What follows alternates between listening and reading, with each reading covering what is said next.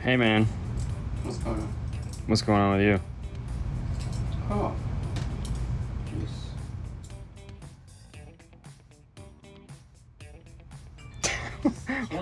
Yeah, I was about to say something and then I'm like, hang on. Wait, don't say nothing. Dude, I was about to say something. Alright, so you're adding the sound treatment to the speaker baffles. This is the last speaker you have to do. Yes, sir. This is the rear passenger door. And it is getting a set of the Focal Flax coaxials in the rear door. Right now, we have the Chevy pickup truck in the bay. Ton of work. Oh man. So Fernando already has the doors done. You guys have seen plenty of the doors with tons of sound treatment. This got the ground zero full treatment on both front and rear doors. We added in the Focal badges here. He just got done putting the Focal tweeters in. Sorry, I wanted to go a little sooner to show them to you, but they are in there. And I don't, yeah, you kind of see the reflection there of the acrylic mount holding it in place. You took the grills off, right? Mm-hmm. Perfect. When we make the acrylic, we leave the grills on for the last minute and then we pull them off and we don't need them anymore. So the 6.5 is down in there. This door is done. He's put that back together. And I've been working back here. This is a bit of a pain. This is a pain. This is a super pain. There's no other way to say it. This is a Scar 3500. This has been a nightmare to get into here. This mount is really quite unique.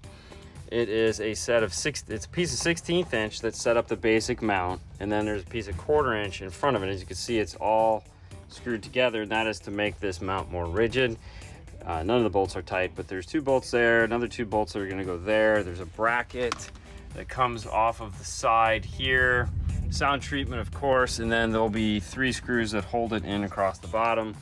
And the cool thing is this is the one that has the pocket doors that open up for storage behind the seats, so we'll be able to get to all the gains and everything on this end. But in order to put this here, we have to relocate the power inverter. So this is the DC to AC power inverter. Remove the jack, use that same bolt point here, made a mount to put this, and then the mount I'm working on right now is for the factory Bose amplifier. This is the harness we're using. We've repinned it. It's an Amp Pro something GM, AP4 GM something that works on the current 2020 AVB system. This is the 7-channel Bose system. And the difference is, for one, it doesn't have any ANC microphones back here. It has 2 Bluetooth microphones on the headliner. 6.5 inch coaxials here, 6x9 inch factory mid bass here. And that mid bass is crossed over really high. I'm sorry. Yeah, it is. And then 2.5 inch high frequency Bose up in the dash. And then there's a subwoofer buried in the center console here. The dash is apart only because we have to mount something here, and I haven't got to it yet. All the others, so it's all plugged in, and that's why we have all the carpet draped all over it, so that we can do what we need to do. And then once I get to it, I'll get to it probably sometime tomorrow. Going on this side is going to be a D6 1200. Haven't got to that yet. Tons of work left to do on that. Today was spent with the battery. So he has a battery. This cooler looking thing here is a 100-pound battery that he had, and he didn't want us to drill any holes in the car. So it has these things, these knockouts. So we made a grommet. We ran 0 gauge up through there. He had the bus bars on there. We actually used the bus bars to make the mount for this. He's gonna have someone fabricate him a giant mount for this, because plastic isn't gonna work. So he's like, oh, I got a fab guy. All right, cool. So that's that. What we ended up doing is running the wire down. There's a frame rail across here where there was actually a bolt hole, a threaded nutsert in the frame rail, so we were able to ground it there, which was kind of nice. The factory wiring harness goes up the passenger side of the car, so we took our 0 gauge and ran it up the side of the car, and then it comes in up underneath the car through this area here. So we had to remove the carpeted floor skirt or wheel well cover. So that came out. There we go. Wheel well cover came out. It's like 200 screws, which gave us the ability to change or add in a 0 gauge ground to the factory ground point that's right here that goes from the body to the frame rail. We were able to change that, and then also got us to the back bolt that's on the firewall for the factory ground here. So we kept the factory grounds all in place, but we added 2 new 0 gauge. The third grounding point was, it's like right down here see where all this stuff is? Well, it's basically sitting on the muffler. It's a braided line, so we couldn't add a 0 gauge to that because all it would do is do bad things. So which was, you know, but it's a giant braided line, so we're pretty good there. We're using the Stinger X fuses, and the reason why we do that is because we had to build out the fuse holder. We needed 2 0 gauge and a 4 gauge fuse holder. These little yellow things are jumpers, and that gives us the ability to connect to the battery here. And then this 200 amp is coming from the back because it's just a protect the wire. This 300 amp is going to go off to the SK, and then this 125 amp is going to go over to the audio control. This will be a 4 gauge, this will be a 0 gauge, and of course this is 0 gauge. Now to control that back battery, because we just don't want to run a power wire directly from that back battery to this battery, that battery would destroy this battery. We've added in the 500 amp Stinger switching relay, which, there we go. So this comes in, goes out, and then this hooks up to accessory. So when the car starts up, this will connect these two together. When the car turns off, it'll separate them. That is why we have this piece of shrink wrap sitting over this right now, because if we do start up the car, this is gonna make connection. We don't want this just kind of like chilling out, banging up against this bolt or something like that. That would be bad, but we're not ready to hook it up because we don't have the covers over these yet. So as long as the car's off, these are all essentially dead lines, except for the one that is in here, and that's why this is already bolted into place. Now for bolting it into place, we used 2 of the factory bolts, pulled these 2 bolts out, made it go in, so we didn't have to add any bolts or any holes to underneath the cab. And that's what's going on for power. They'll of course cross the car here and go up. There is going to be no signal run in this car at all because everything is coming off of the Bose amplifier. So this is a T-harness that will unplug this, put it in, and that'll be the signal going up to the amplifier and the signal going out to the amplifier. The D6-1200, although is a 6-channel amplifier, has 8 channels of input, which is perfect, and 2 channels of output. So channel 1 will be tweeters, channel 1 and 2 will be tweeters, 3 and 4 will be the front mid bass, 5 and 6 will be the rear mid bass, and 7 and 8 will be the subwoofer. Actually just 7 because it's only a mono sub. And then we'll set up our input output EQ so that it goes off to feed this, and that'll be wonderful. And we use the bass knob that comes with this, and that's one of the things that's going to get mounted in that front piece of plastic. Fernando's got the door off. He's getting ready to, using every minute he has. We got like 15 minutes left in the day, so he's trying to get this door at least started. It won't get done today because it's a ton of stuff, plus we got to do the door panel and all that other fun stuff. What did I forget? We forgot to eat. Yes. We forgot to Yeah, we forgot to do everything. It's been a really rough day, so tomorrow we'll get this, we'll continue on. Hopefully we'll get it to where it might turn on tomorrow. Would be really nice, at least by the end of the day. It would have been nice if Nav TV would have had the adapter for this, but they don't, so we'll be going full active, which is kind of really nice. Yeah. It's weird watching a old video on you guys on TV now and this live. It's like 2 deans explaining things in each ear. Yeah, that's kind of like my nightmares.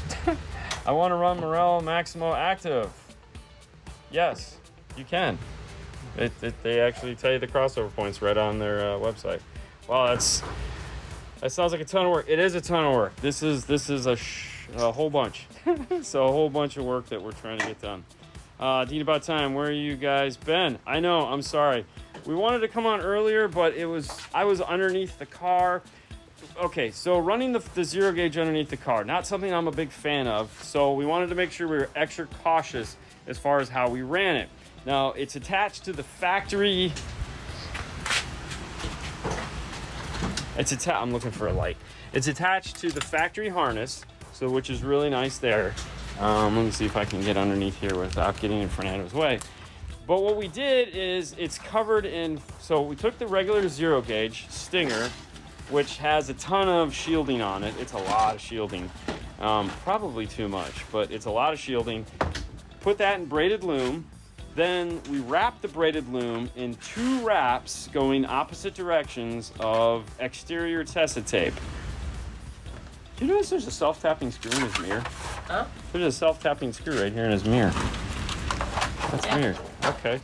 Anyways, so we put 2 wraps of tape, and then after we're done with that, so one going one way, one going the other, and then we cover the whole thing in loom again. So it almost doubled its size. It's super thick, but that way we know we won't have to worry about getting in the elements or anything like that. Nothing's gonna screw it up. And hold on. And of course we used about 5 million zip ties to get it to stick to the existing harness. So here is this guy here is the factory, and then this guy here is ours. And like I said, this is the 3/4, so it has 4 layers of protection on it, depending on how. So this is the trick. If you are going to be doing it underneath this, you have to pay attention to where this is running, meaning like when you're over here there's a frame rail, so you got, like, if you'll notice, it kind of changes its direction. So it follows this same thing, but it weaves in and out of, because like I don't want it to get pinched here, so it's going to go over. So it changes direction several times while it's underneath there to make it easier to run and also to keep it safe. So don't get excited and think that if you wanted to do something like that you're gonna get a nice straight shot. You're not. It sucks. Built-in system 21 Silverado Tempo Ultras, nice component, 6.5 coaxials D4. What do you think? And do I need to run only rear because of the annoying chime? Actually, the chime isn't that bad. If you're doing a D4.800, you can notch filter it down. You know, if it's too loud, you can just notch filter it down and it won't hurt the way it sounds. I want to run rail maximums active using the DSP amp. I want to use the Audison. Okay, mid-bass bridge. Am I wondering if 35 watts is enough for the switch? You'll be fine. Oh yeah, 35 watts is plenty for that. Coming on now is good because after work and I can see. Nice. Pro tech tip of the day. I think what I just said on the zero gauge wire, if you are gonna be running under, I'm gonna use that for my pro tech tip of the day, Bobby. Cause my brain is fried. It's been a long time. Do you know what year this truck is? This is 2020. Key 204, 501, work high level out of the Camry JBL. Okay, going to run the front active. I don't know if I would do that system with the kicker key, because yeah, I don't know what year the Camry is, but it's not really the ideal operation for a kicker key because the JBL system actually already has a DSP in it. So it's going to be kind of redundant and the power is about the same. But no, you really shouldn't be using the sound. No, you can't. The JBL doesn't have a full range frequency output to feed that. I mean, best case, get an Amp Pro and go into the kicker key would be what we would do if we did that, which we wouldn't. Morel 2603 worthwhile, and 2021 Tacoma double cab or 602 just as active.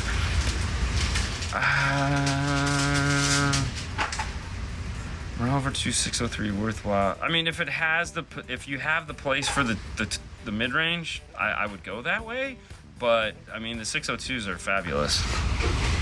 What type of enclosure is going in the truck? He's actually getting a Bobby Gately box. So he's got the Bobby Gately 8-inch. 6.5. Is it 6.5? 4 6.5. Okay, he's got the Bobby Gately 4 6.5 box with the Gately subs. We'll show you that once we get it inside the car. Right now it's kind of in a hiding, well, it's the seat's sitting on top of it. Are they 8s? I don't know, man. I thought they were 8s. Okay. I don't know. Anyways, he's got a Bobby Gately box with Gately subs. We'll show you that tomorrow. Do the Morel Tempo Ultra MK2s have a nice musical, not looking for loud? It's Morel, man. Of course they're musical. That's why they start with them. 2018 Camry. Man, you know, the JBL system is not, it sucks. I would be looking at an Amp Pro just to get you a clean signal to go in that kicker key. And that way, if you needed to, you could still run the rears off of the factory amplifier. Greetings from Panama. What's going? What do you usually set your high pass filter and low pass filter at for speakers? Depending on the speakers, the default setting, like before we start tuning the car, is always 80 hertz high and low. That's a great all around, just like, okay, safe point. And from there, we kind of work it and see what needs to be done.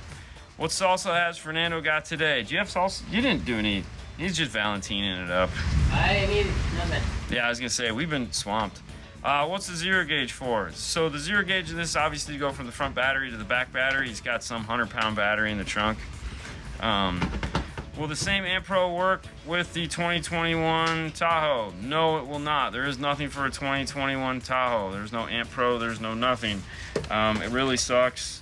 Supposedly Nav TV, if it has the Bose system, the Nav TV Zen AV Victor B might start shipping next month, according to the guy that owns this car, but I don't know. Dean, does the bass knob come apart for Pioneer 5-channel? Do you remember if the...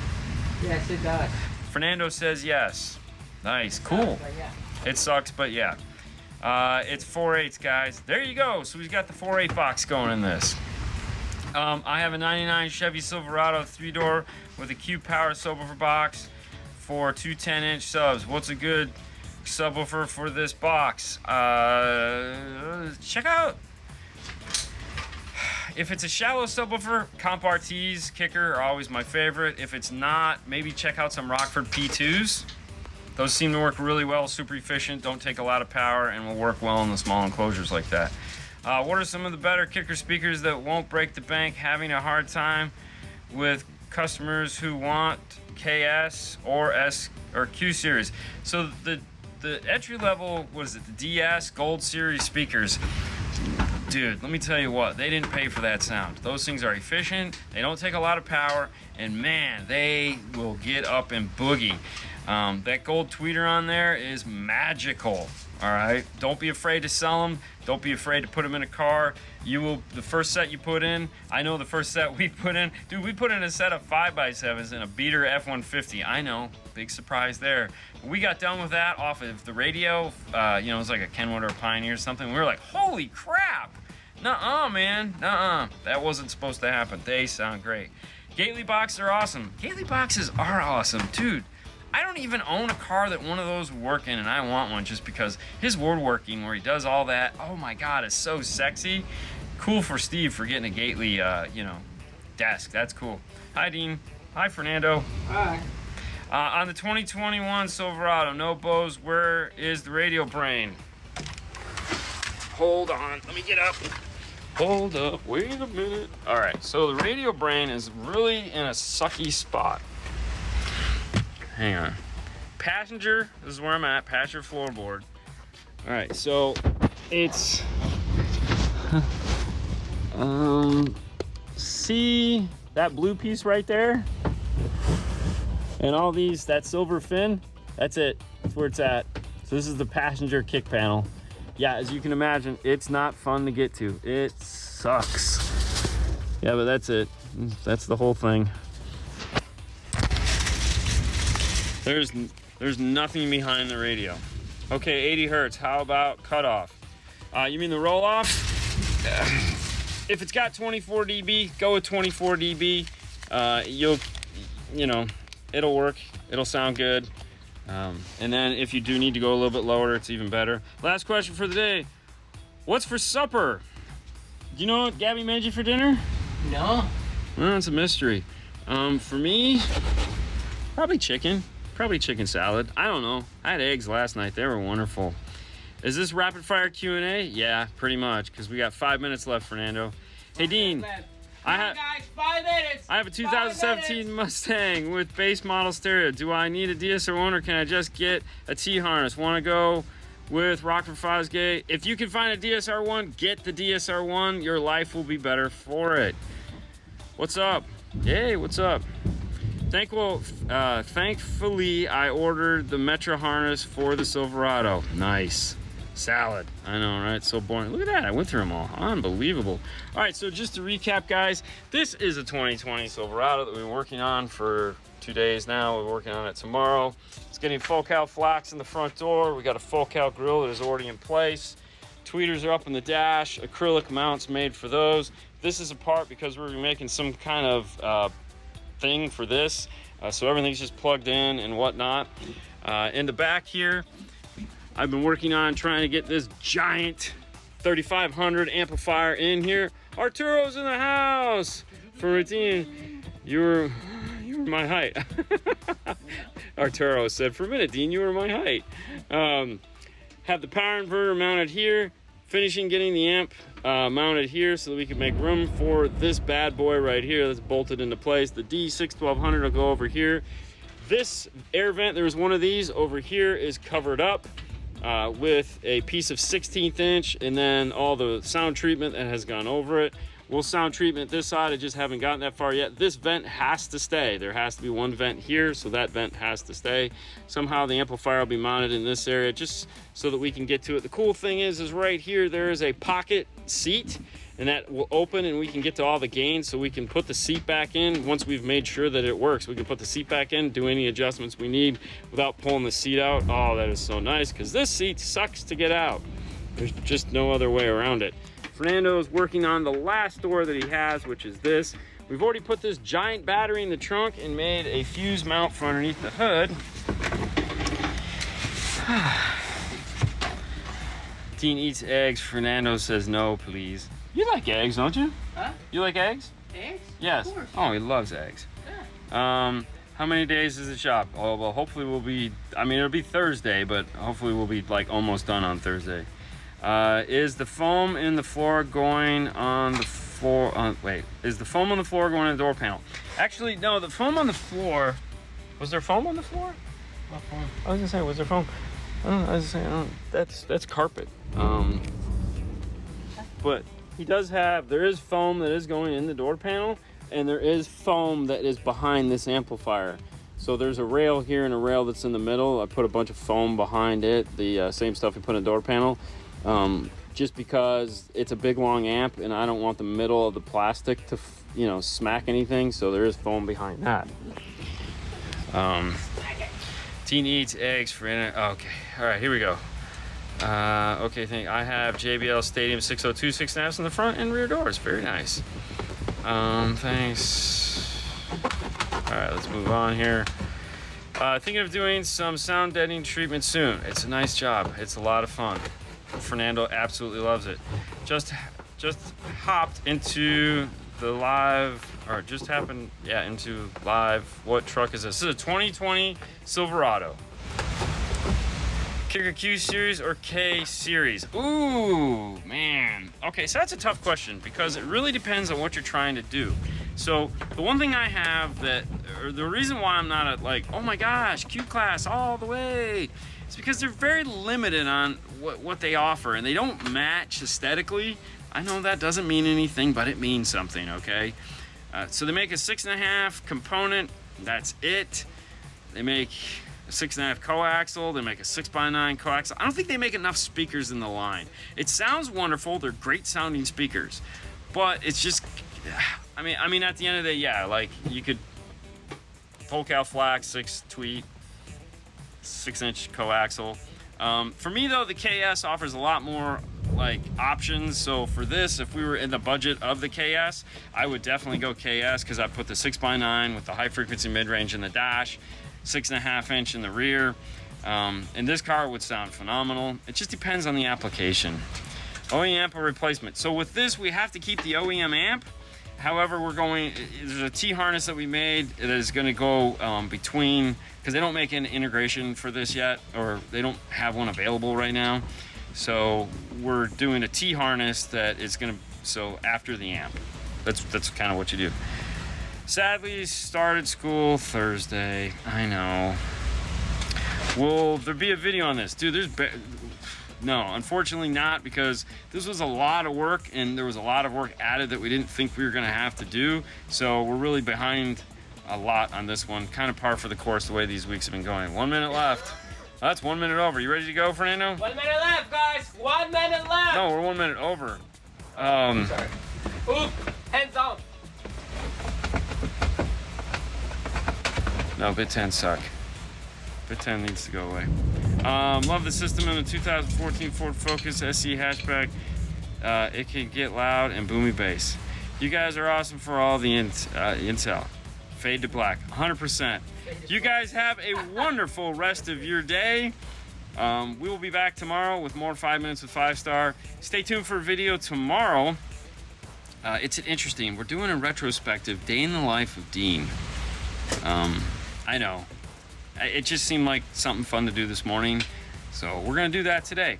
Won't be getting any rest. But you guys have a great rest of your day, and we'll see you back tomorrow. Bye.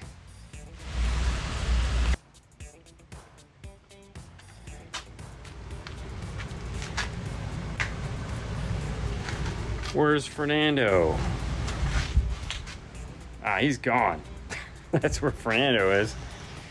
Good evening, everyone. As promised, we're back with the Chevy today. I told you guys we'd check in today. We've been running 100 miles an hour trying to get this to the point that it's at now. Because it's got to leave tomorrow. Whether it wants to or not, it's got to leave. We got another car coming in, so this one's been, it's got to go. But it's 99% there. The only thing we got left to do is the tune, which is cool. Coming tomorrow, we'll knock that out. But we'll take you through the Chevy and show you what's going on inside of it. We'll start up here underneath the hood, which is like the coolest part anyways. And here we go. So yesterday we showed you the mount for the 3 Stinger X fuse holders, but now there is power wire connected to all of them. I really love this new GM battery system. There's a giant bolt right here that we can attach to, which is fabulous. There's actually a channel through this. I'm guessing it's for like the diesels or second battery, who knows. Either way, I love this. I love the way they're doing their ground, where the resistance meter or whatever that silly thing is built into the terminal now. It's not a clamp going around it. It makes upgrading the ground so much nicer, so easy.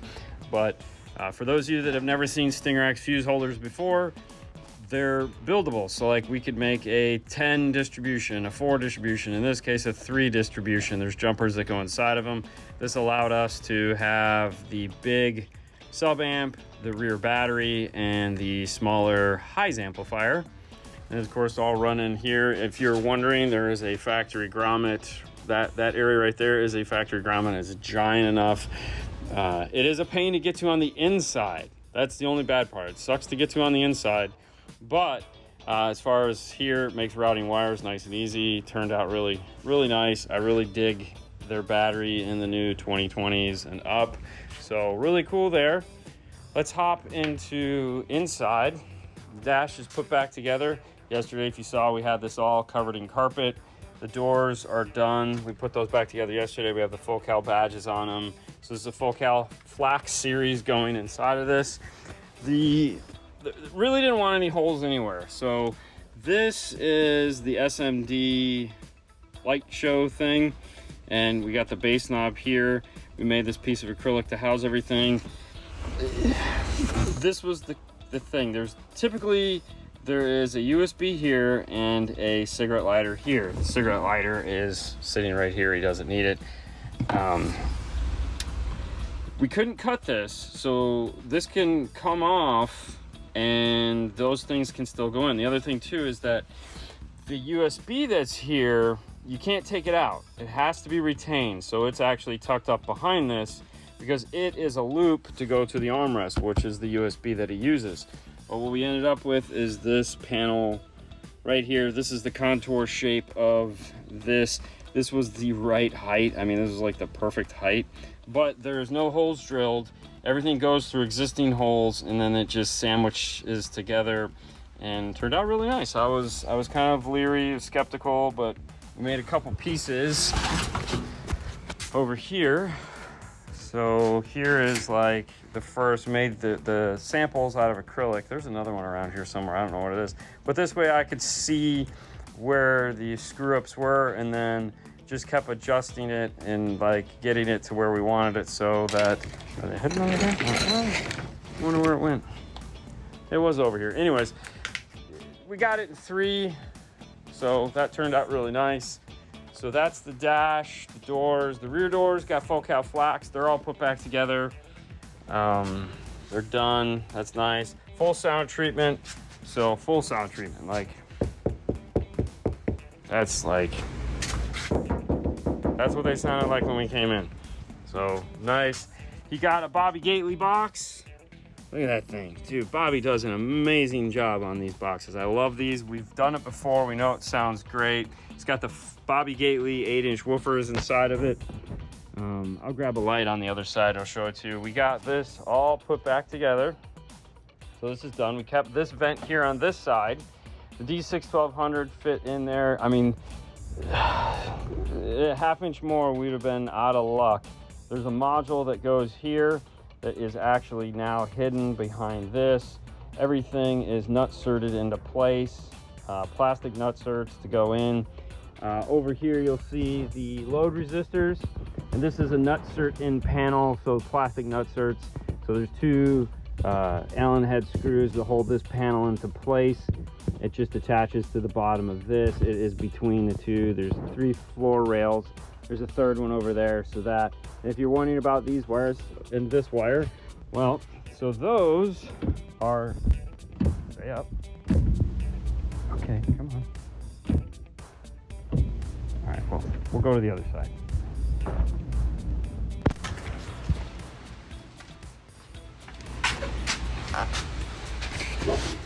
There we go.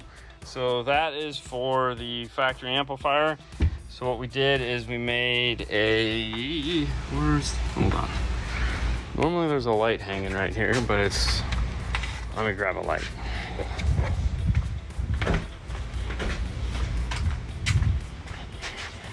Okay. There we go.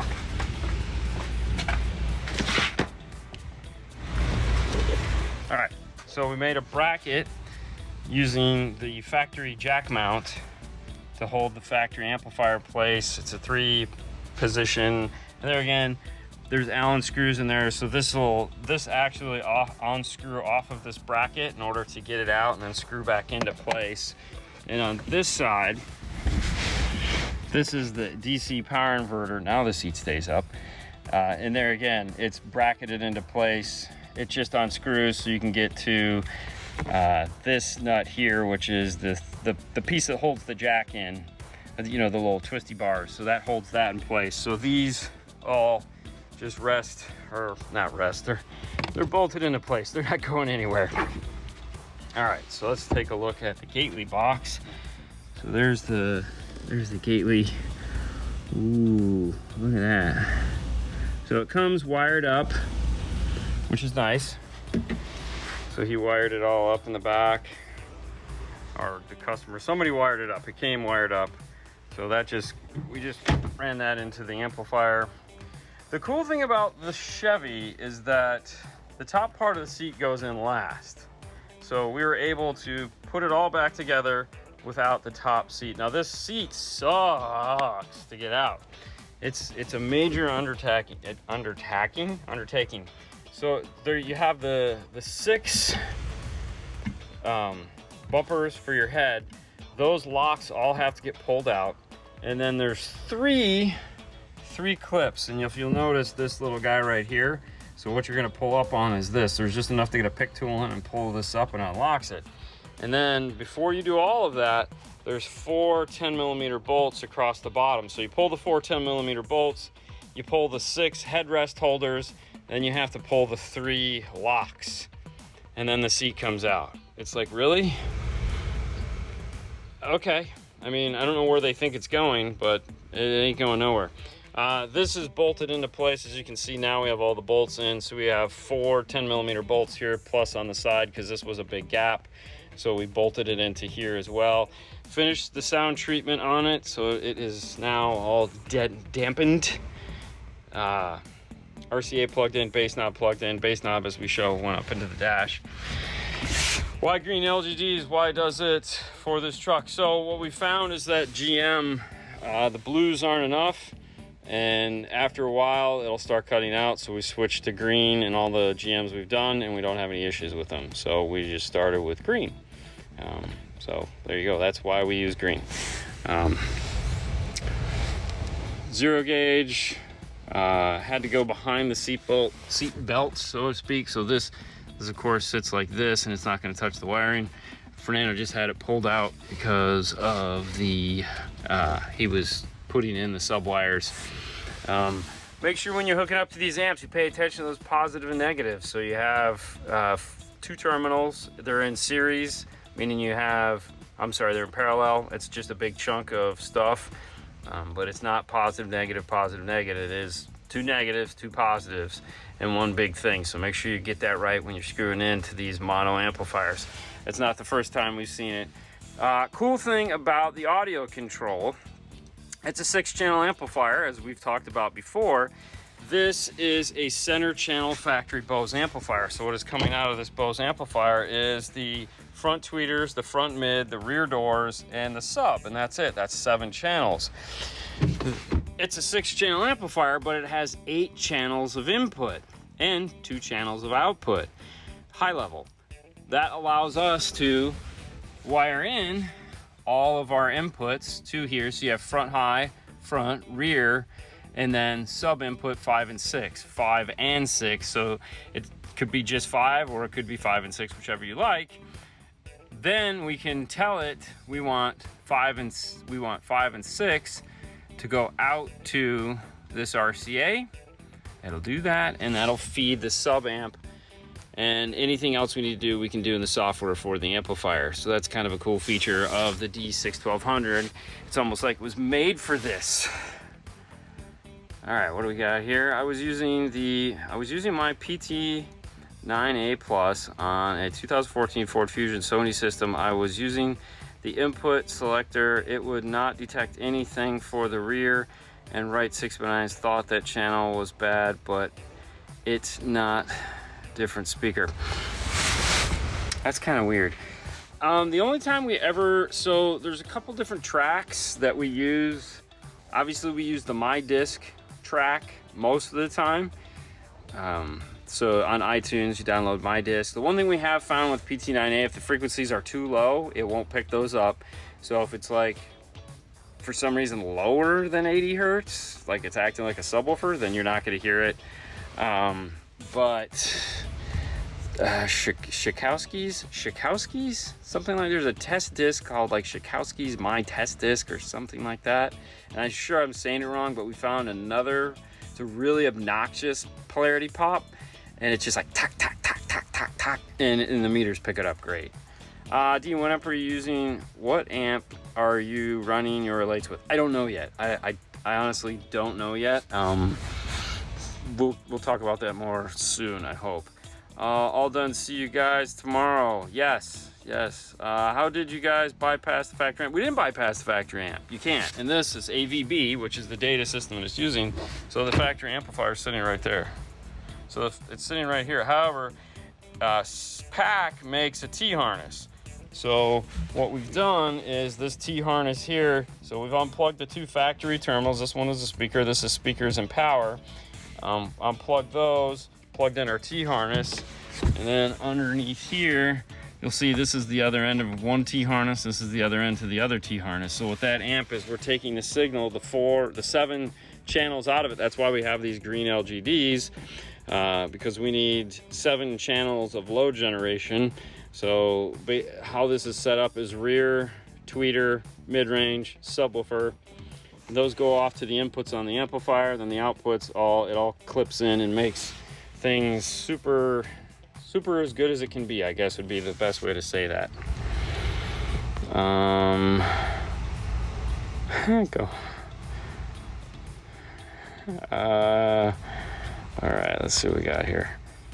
Check in on anniversary dinner. Sup? Oh, checking in on Hi-Fi Vegas anniversary dinner. Fernando's getting his tattoo worked on today, so he's pretty excited. He bugged out of here. He was like, yo, let's do it. What is the curve coming out of the factory amplifier? Crap. It's totally crap. It's filled with all-pass filters and just utter ugliness. We took a look at it the other day. It was just yuck. If you're doing one of these for a basic upgrade, I would still recommend doing like a 6-channel amplifier, but the high frequency mid-range, like if you're looking for easy, using factory crossover points, like if you're not doing full DSP or anything like that, you're just going for a guy that says, hey man, I want it louder, I'd throw a 6 channel or a 4 channel on the front and put the 2.5-inch high frequency mid-range in the 6x9. I would not switch him out for a set of tweeters unless he has a DSP. Mainly because it'll play those, but the crossover point on the mid bass in the door is so low, you're gonna have a huge gap between those. So we're going to be bringing in some of the tweeter sounds, summing those into just the 2 front mid bass in the door. Barring that we don't have any, which I don't think we're going to have any problems with those filters, because we've already summed and looked at it on the RTA to see electrically. We've already summed those 2 channels to see what they look like, and we didn't have any dips or any problems there, no timing issues or anything. So it ought to be nice to see how that sounds when we're done. What are you running your lights with? Okay, still don't know. Read that same. Okay. On a 2018 Tundra JBL, can I use the factory amp power wire for a key 200.4? Yeah. I mean, yeah. Yeah, if it's the JBL system, it has multiple power wires, so you're going to have to bring them together. But yeah, I don't think that'd be a problem, because I mean, we typically run a 12 gauge, so yeah, you'll be okay.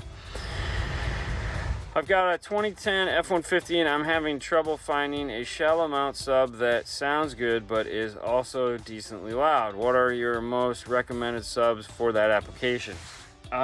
If you have the room and you have the budget, check out the Kicker Comp L7Ts, which is the... this box is heavy. Sorry, I was pushing it back into place. It was driving me nuts. That's Kicker's square, and you won't have any problems with loudness on that one. Trust me, that thing is a beast. Just wait for the AVB piece. The customer was tired of waiting. This was the scheduled time he had, meaning he's getting ready to move, and this just worked out best for him. I don't think we're gonna have a problem. The goal of this system is to sound good but be extremely loud. We're not necessarily worrying about wine and cheese and center channel and all that fun stuff. We just want it to sound really good. And I think we're going to be able to, well, I know we're going to be able to accomplish that, so I don't think we have anything to worry about. Can you recommend a compatible alternative to the Image Dynamic ID Q12 sealed? Ooh, that's a unique woofer. Honestly, I don't know.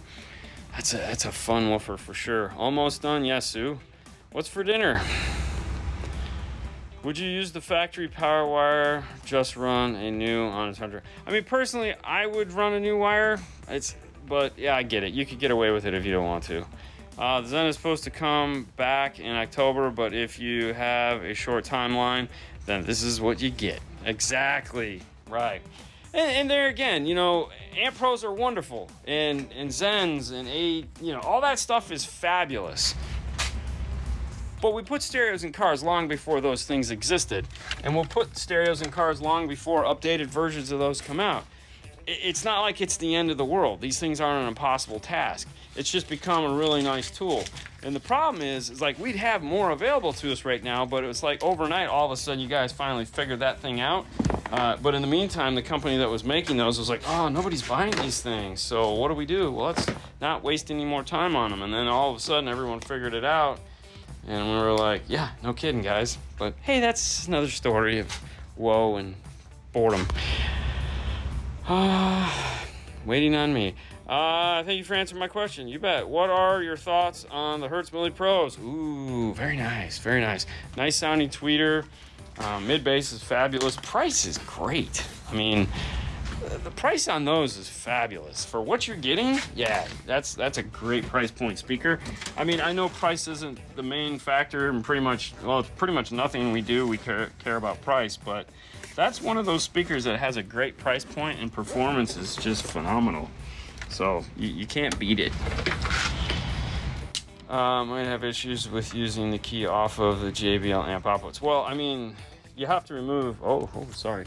I mean, you're going to be removing the JBL amp altogether. So I'm hoping you're going to be using some form of integration. I think is what I was interpreting that as when you asked if you could use that, is that you were going to be removing the JBL system.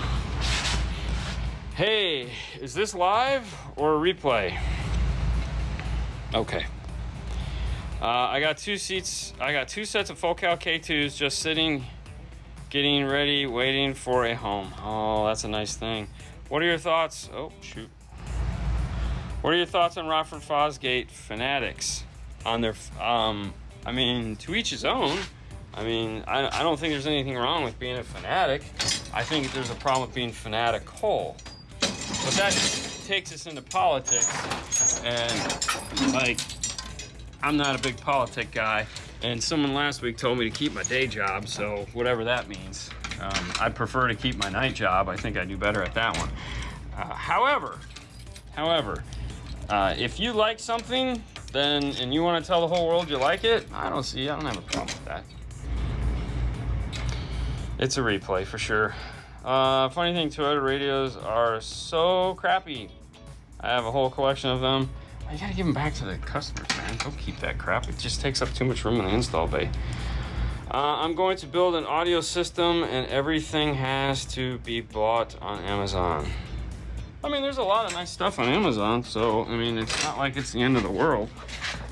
Pretty much, I mean, you get almost anything you want there, almost anything, not everything. Because there are some manufacturers that will not sell on Amazon, and I have no problems with that. Looking for a small compact amp for Rockford Fosgate power, 6.5 components and coaxials, rear door, Tacoma, to be mounted somewhere other than under the seat, have sub amps, other gear. Micro amplifiers, basically you're looking at Sound Digital. They make an 800.4, which is like the size of my hand. Obviously you have a kicker key. You also have the Rockford T, which is the one I would go with. Well, you have two actually. You have the PBR 404 and you have the T 400.4. Either one of those would do the job for you and make you sound good. And they're both tiny. The PBR is going to be a little bit cheaper and just as good. If you want to know more about the PBR, we did do a car stereo lab on that amplifier where we took that amplifier, ran a set of 6.5-inch components and an 8-inch subwoofer in Fernando's car, and it sounded fabulous. He actually rocked that for like 6 months before we decided to pull it out and put something else in there. So yeah, PBR, really nice amplifier. We got one over in the shelf over there. I should pull that out and hang it on the wall just as a token of like, God, you didn't pay for all this sound. Oops, sorry. Probably not the best idea to put a plastic bag next to the phone. Where's Fernando? It's like 7:30. Fernando had like a family. He had to get the heck out of here. So I just wanted to come on and show you this truck because we'll have another car in here tomorrow, and I wanted to make sure you guys got to see the completed project, seeing how we've been talking about it all week. Yeah, 7:42. Nano's getting ink. Yeah, he's got me. So he's got the whole Mayan calendar thing right here on his chest, so he's having more added to that. I have no idea what it was. Dude, let me tell you what, since I've known him, he's been talking about this, and he just finally got around to getting it done. So he's like a little kid, all happy and stuff. So like his dream was to always get, I want to get this. So they met some tattooers, these two girls that do tattoo, and they became really nice family friends. And it's also nice they're really good, which, you know, that's kind of like, oh, you got a friend that tattoos. No, but these girls are awesome, and they've done a really good job on it so far. So I'll be anxious to see what he's adding to it, because we didn't talk about it, because I always laugh and go, so you got nothing else better to spend your money on, huh? Okay. Before you leave, check the glove box. Nando might be asleep. You have no idea, right? Oh, before I forget, next Tuesday, we were supposed to have Carlos here from Kicker. They canceled. Apparently, they're not traveling. However, which sucks. I know, it's a total bummer. However, but wait, there's more. We do have something that's planned that's going to be Kicker related, and it's going to be like, I'm so excited. We just found out about it yesterday that we got the okay to do it, and it is going to be something that we've never done before at all, ever. I don't think anyone has in the car audio industry has ever done what we're going to be doing. It's purely for entertainment for you guys, because what we're gonna have to do is gonna suck, but it'll be fun. You guys are gonna dig the crap out of this. I don't want to tell you without Fernando being here, so we'll wait for tomorrow. But it suffices to say, it's okay. I'll give you some clues. We're not building anything at all, so we're not building anything. So just put that out of your head. Thank God, because we don't have any time to do that. But it's going to be something that's going to involve you guys, and it's not a giveaway. Okay, so it won't be a giveaway. So there's two hints right there. But what's my favorite SQ subwoofer? I really don't have one, because I don't really like do the SQ thing. I mean, I have a Morel subwoofer, 5.1 inch voice coil that's like, holy Jesus, really? That's insanity. You know, someone earlier asked about Milli Pro, and like the Milli Pro subwoofer, believe it or not, in this small, like ridiculously small seal box that they recommend, is like, holy crap, you didn't pay for all that sound. It sounds fabulous. Like, it's like, we had a customer that wanted one, and he's like, build this box, and I'm like, dude, that box is gonna suck. And we built it, or we had it built, I should say, and put it in his car, and I was like, oh my God. Like, he's like, yeah, see, man, I told him. Like, how would you know? You've never heard that box. But yeah, it was impressive. Very impressive. And I don't just mean for bass. I mean, it had plenty of bass, but he wasn't listening to bass. He was listening to, like, you know, Van Halen and stuff like that. So it had a really nice sound to it. It was very impressive. So maybe that one. All right, let's see what we got here. Let's fast forward. Adding a second battery per your advice. Do I need an isolator? I mean, it's not a terrible idea. It's not a terrible idea. This particular truck, we put an isolator in it because, or I'm sorry, they're not isolators. They're giant switching relays. So we put the big 500 amp relay right here underneath the hood. They're waterproof, so you can put it wherever you want. But it's in here because he's got this massive battery. I mean, this thing is 100 pounds of pure craziness. I mean, that's his battery. Like, it's silly. He's gonna have a box made to hold it in place because, like, it weighs 100 pounds. It's just silly. But there was no way I was gonna connect that big ass battery up to this electrical system without some way for it to disconnect from the car, because that all it takes is some mechanic that's working on the car that thinks he's disconnecting the battery and like just gets the jolt of his life out of that. So yeah, that would suck. All right, guys, that's it for now. I need to get home. It's getting late and I still have a full night ahead of me. If you guys caught the video today, thank you so much. A lot of you guys commented, so thank you for commenting. It was all positive. I like that. But that's it. Tomorrow's another day. We'll see you guys tomorrow. Bye. Fernando. Yes, sir. Guess what? You're back again. We're back again. Is that door open? Oh, this door must be open. Yeah, that one is. Nothing drives a person more crazy than a GM door chime. We're still in the truck. Yeah. If you guys were one of the few people that caught us live like an hour ago, this guy right here grabbed my phone and erased the video. It was. How was the tattoo? That was good. You got what, 2 hours last night?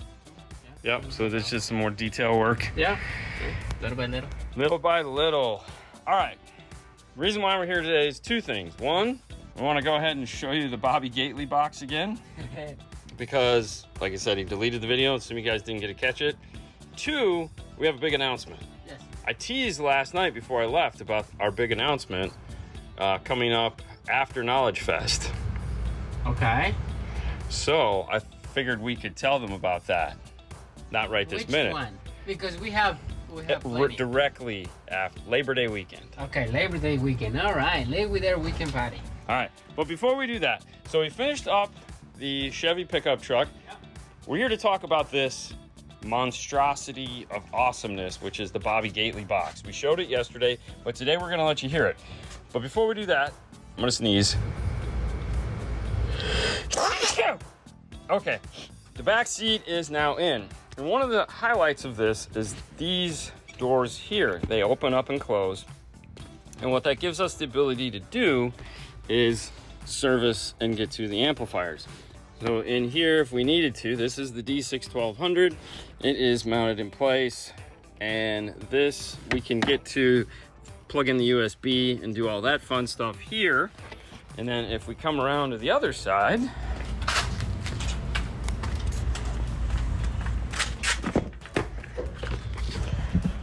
fold this seat down, we can come in and we can get to the Scar Audio 3K or 3.5K or whatever the heck it is.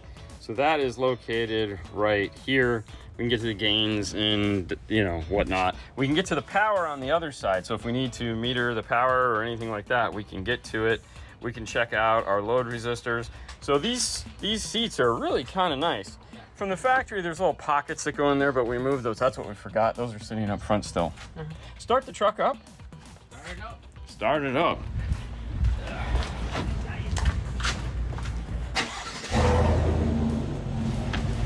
Fold this closed. So we have the cool SMD little meter there. Oh, let's turn off the air. Oh, are we gonna die? Well, we can roll the windows down. You don't have to leave the windows up. Oh, wow. I know, it's like crazy.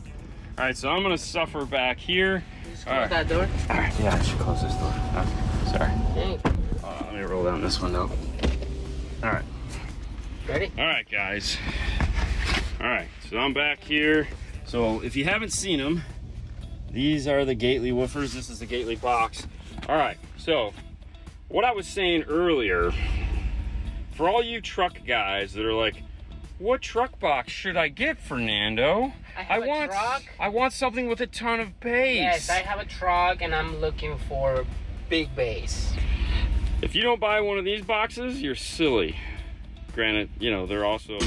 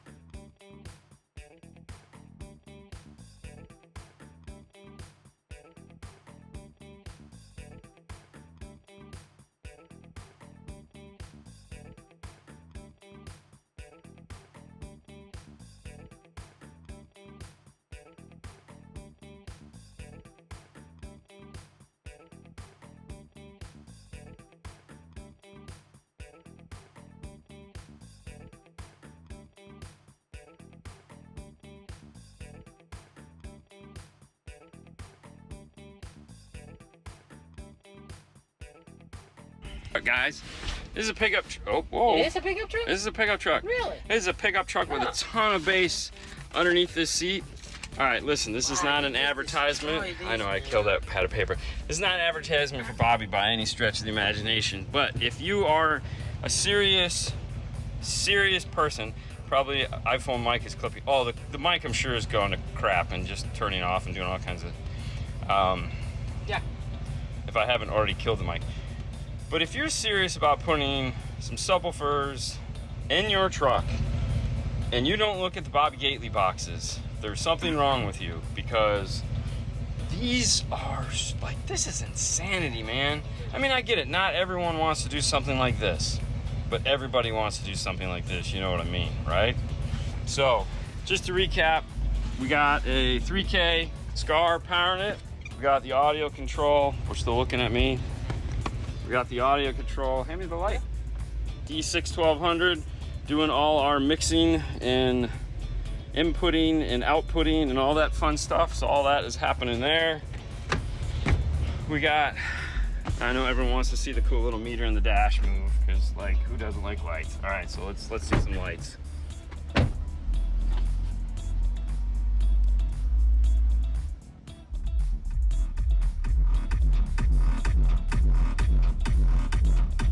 Ooh, lights.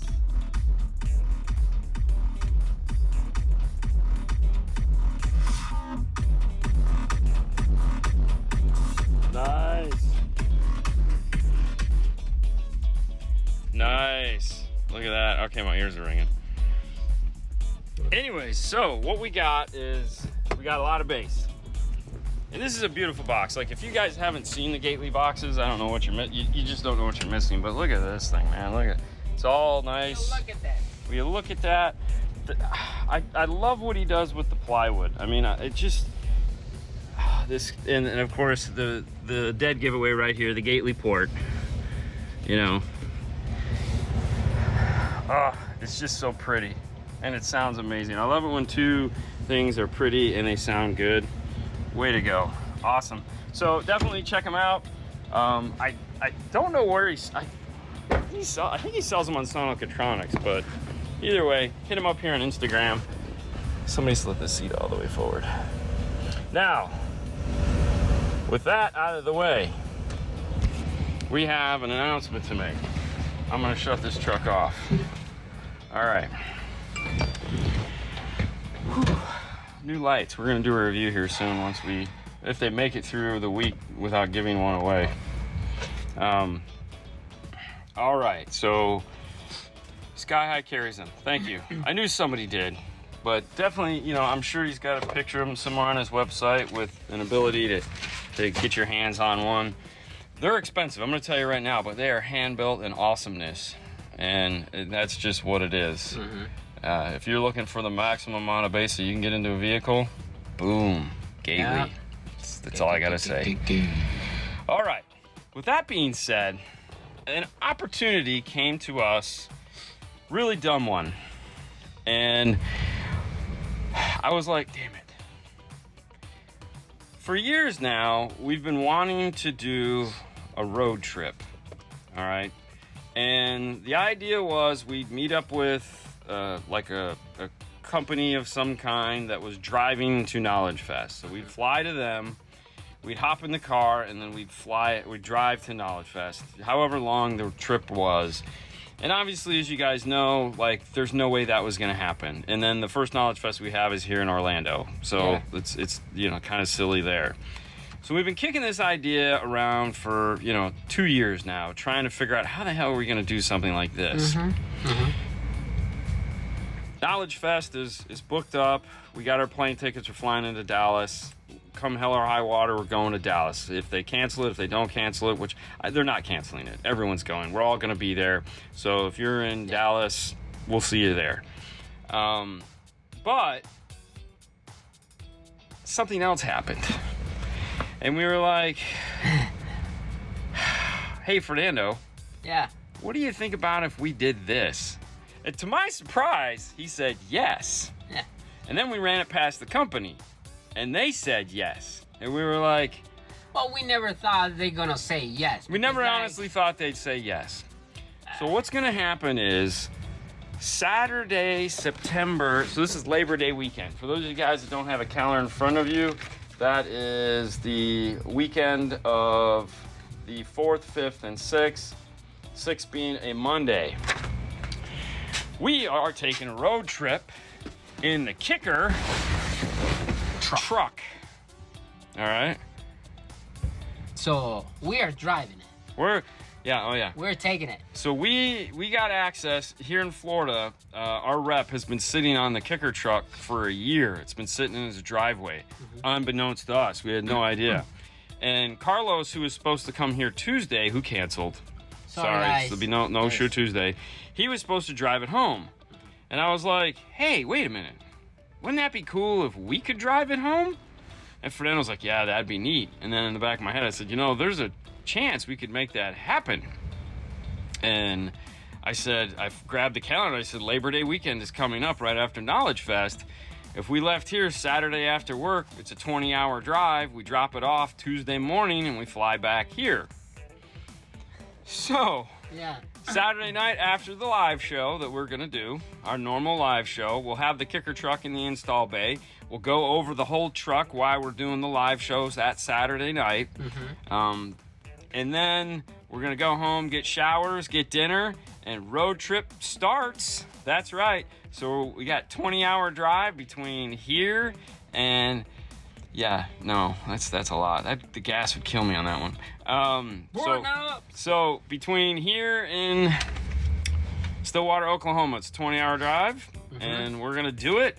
And we're going to talk to you guys the whole way. And if you're along the way and you want to catch up with us, even better. We'll publish the burnout. We'll publish the route we're going to take so that if you're in that area between Florida and Oklahoma. Yes, from Clearwater to Clearwater to Stillwater, Oklahoma. I think it's basically you head all the way up to Atlanta and you make a left, something like that, from what we've looked at. Either way, we'll be stopping at gas stations, restaurants, and stuff like that, and burping it and doing all kinds of dumb stuff. And, of course, taking you guys along for the journey. So think of it as like 2 days of crazy, non-stop live casting between YouTube and Instagram. We'll be taking questions. Whatever we're going to be doing, we're going to take you guys along the way. So it is just going to be... Like we're definitely gonna hit our time limit that week. If you guys are like, I don't know, on the way, whatever, let us know where you guys are. So we might stop and. I mean, like I said, I'll figure out the route and I'll publish it and like Instagram here, so that you guys, and probably put it over on Facebook so you can kind of see the route we're gonna take. I have no idea what time we'll be in those, but boom. That's that. Oh, totally. Dean and Fernando, crazy ideas coming to you city. Stay tuned. Labor Day weekend.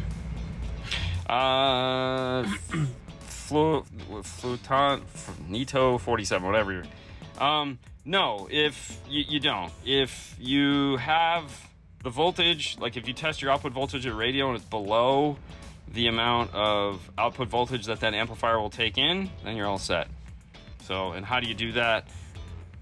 Disconnect the speakers, put your digital multimeter there on AC, play a sine wave at 0 dB, and see how much output voltage you get. If it's below I think it was like 12 volts or something like that, or 11 volts or 15 volts. If it's below that, you're all set. Hook it up and call it a day. But anyways, that is what we got going on. We're going to be doing Road Trip 2021. I would ride the Bronco. Yeah, I would too. But not far, because I'm sure it's got like 50 alternators. I'm sure it's terrible. Either way, we're going to be driving their truck. I think it's a Chevy. I'm not sure, but it's got 415s in it. It's a monster of a truck. We would let you know. We'll let you know. It has and everything. Yeah. LAX to Vegas with Bobby. But anyways, that's the idea. That's what we're going to be doing. I'm pretty excited. So first weekend in September. So where are we going? September. First weekend of September. Yeah. Where are we going? We're going to be heading from here in Clearwater, Florida to Stillwater, Oklahoma. Driving in the truck, the Kicker truck. We need to return it to them. They said it was okay. The insurance covers it, so we're gone, man. We're gonna grab that sucker and drive out. Are you guys still going to do? You get back to?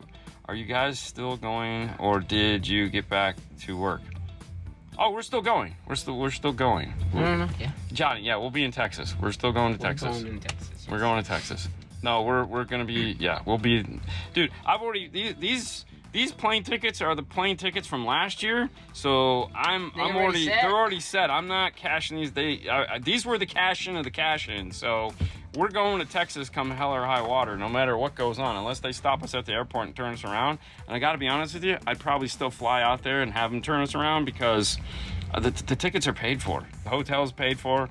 I mean, there could be 10 people. It could be us, you, be a round trip. Chris Bennett, Matthew Palumbo, Diogo from Sound Digital, and like what was it, hanging out in the bar, man. Oscar. You know, Oscar, of course. Sorry, Oscar. But yeah, no. Knowledge Fest is still happening. I mean, you know, wear a mask, be safe, whatever they say. Who cares? But yeah, so there you go, Oscar. But yeah, so the first week of September, the weekend after Knowledge Fest, we get back here, we work for a couple days, and then we hop in the kicker, pickup truck, and drive it back to Oklahoma. Just talking the whole way. So, you know, all the questions that there'll be no excuse for you guys go, man, you didn't answer my question. We're going to be driving for 20 hours. At some point, we'll get the opportunity to answer your question. I'm excited. Good day, gents. Good day, Fro. Good day, Jason. But, so just to recap, the truck is done. If you need a subwoofer box, buy a Bobby Gately box. If you want crazy bass, there's other boxes. Like, we're still big fans of the MTI boxes, the pretty boxes and stuff like that. And those sound great. But if you want stupid, back smacking bass, pick up a Bobby Gately box. Oh yeah, that's and make sure you tell them that we told you to. Yes, make sure you like. Because I've never met the guy, but he seems like a pretty cool dude. Told me to get After watching Kicker Live the other day, when Sony's new unit comes out, will you hook up using low level or high level to a DSP? I would do low level. I would always do low level. Yeah. We've had this conversation. I have a difference of opinion between what they think and what we do. Thinking and doing, as we all know, are two different actions. We've tested a lot more radios and a lot more applications, and you know, we do this daily. They talk in theory. They've all been doing it for as long as I have. I totally understand that. The difference is I do it every day as long as I have, and they talk about it. I love those guys to pieces, and we can differ on opinions and still get along and be okay.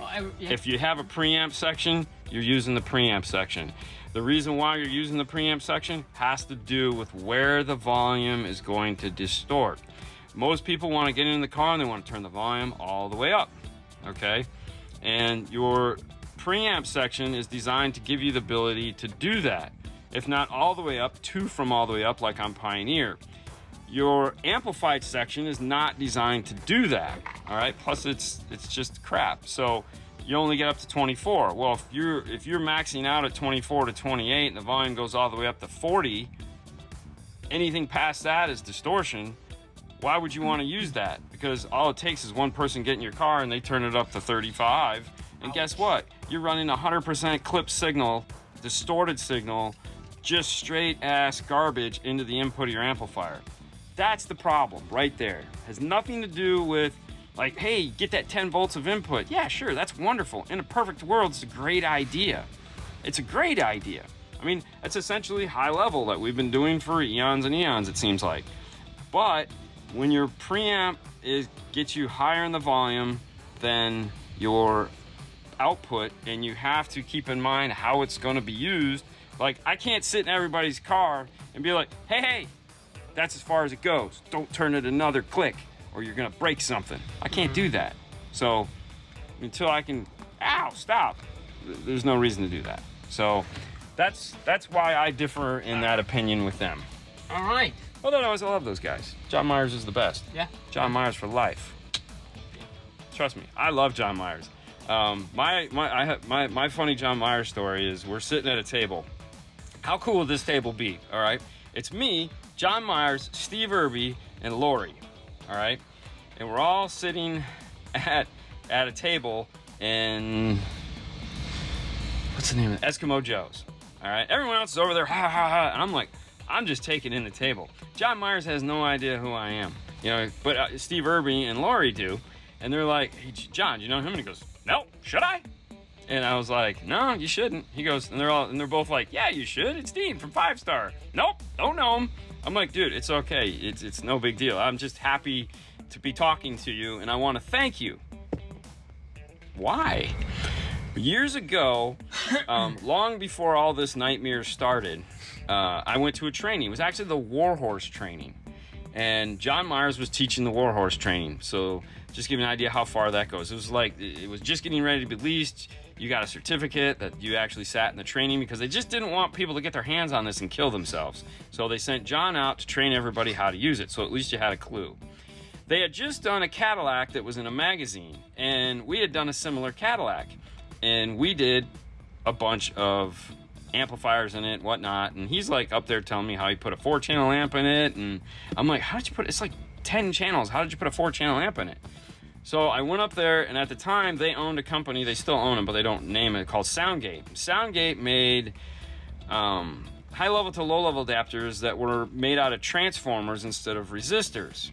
At the time, most of the cheap high level to low levels were all resistors. Well, transformer based high level to low level adapters, analog or non-amplified, non-powered, allow you to combine wires together to make a summing device. We've done a video on it like, I don't know, 8 years ago. Either way. And he was like, yeah, you can do this. And so I was like, really? He's like, yeah, you just need transformer based. And of course, at the time we had them, they were, Perfume made a piece called the Vendetta 2. It was basically the same thing.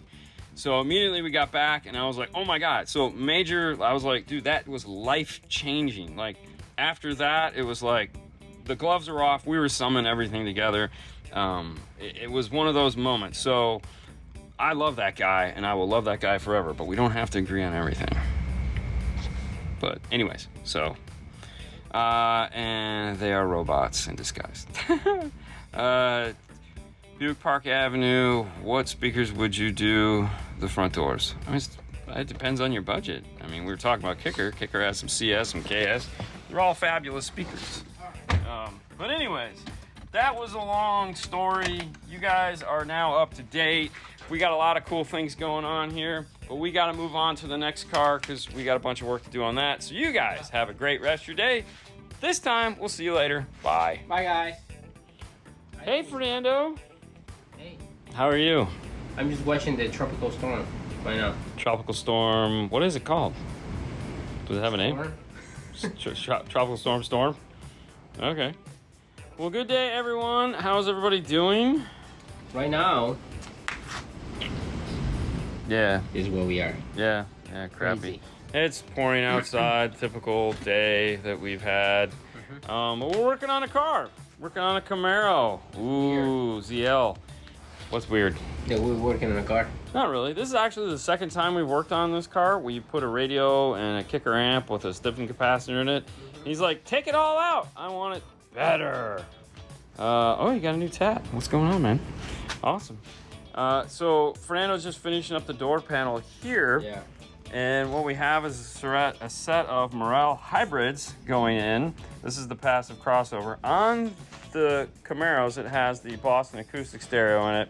There's 2 wires going in the door, and since I've owned this car previously, of course the much lesser version, getting wires into here is like a major pain in the butt, and definitely not anything you want to take lightly because you have to drill holes through it, and it can be scary, and if you don't need to, don't.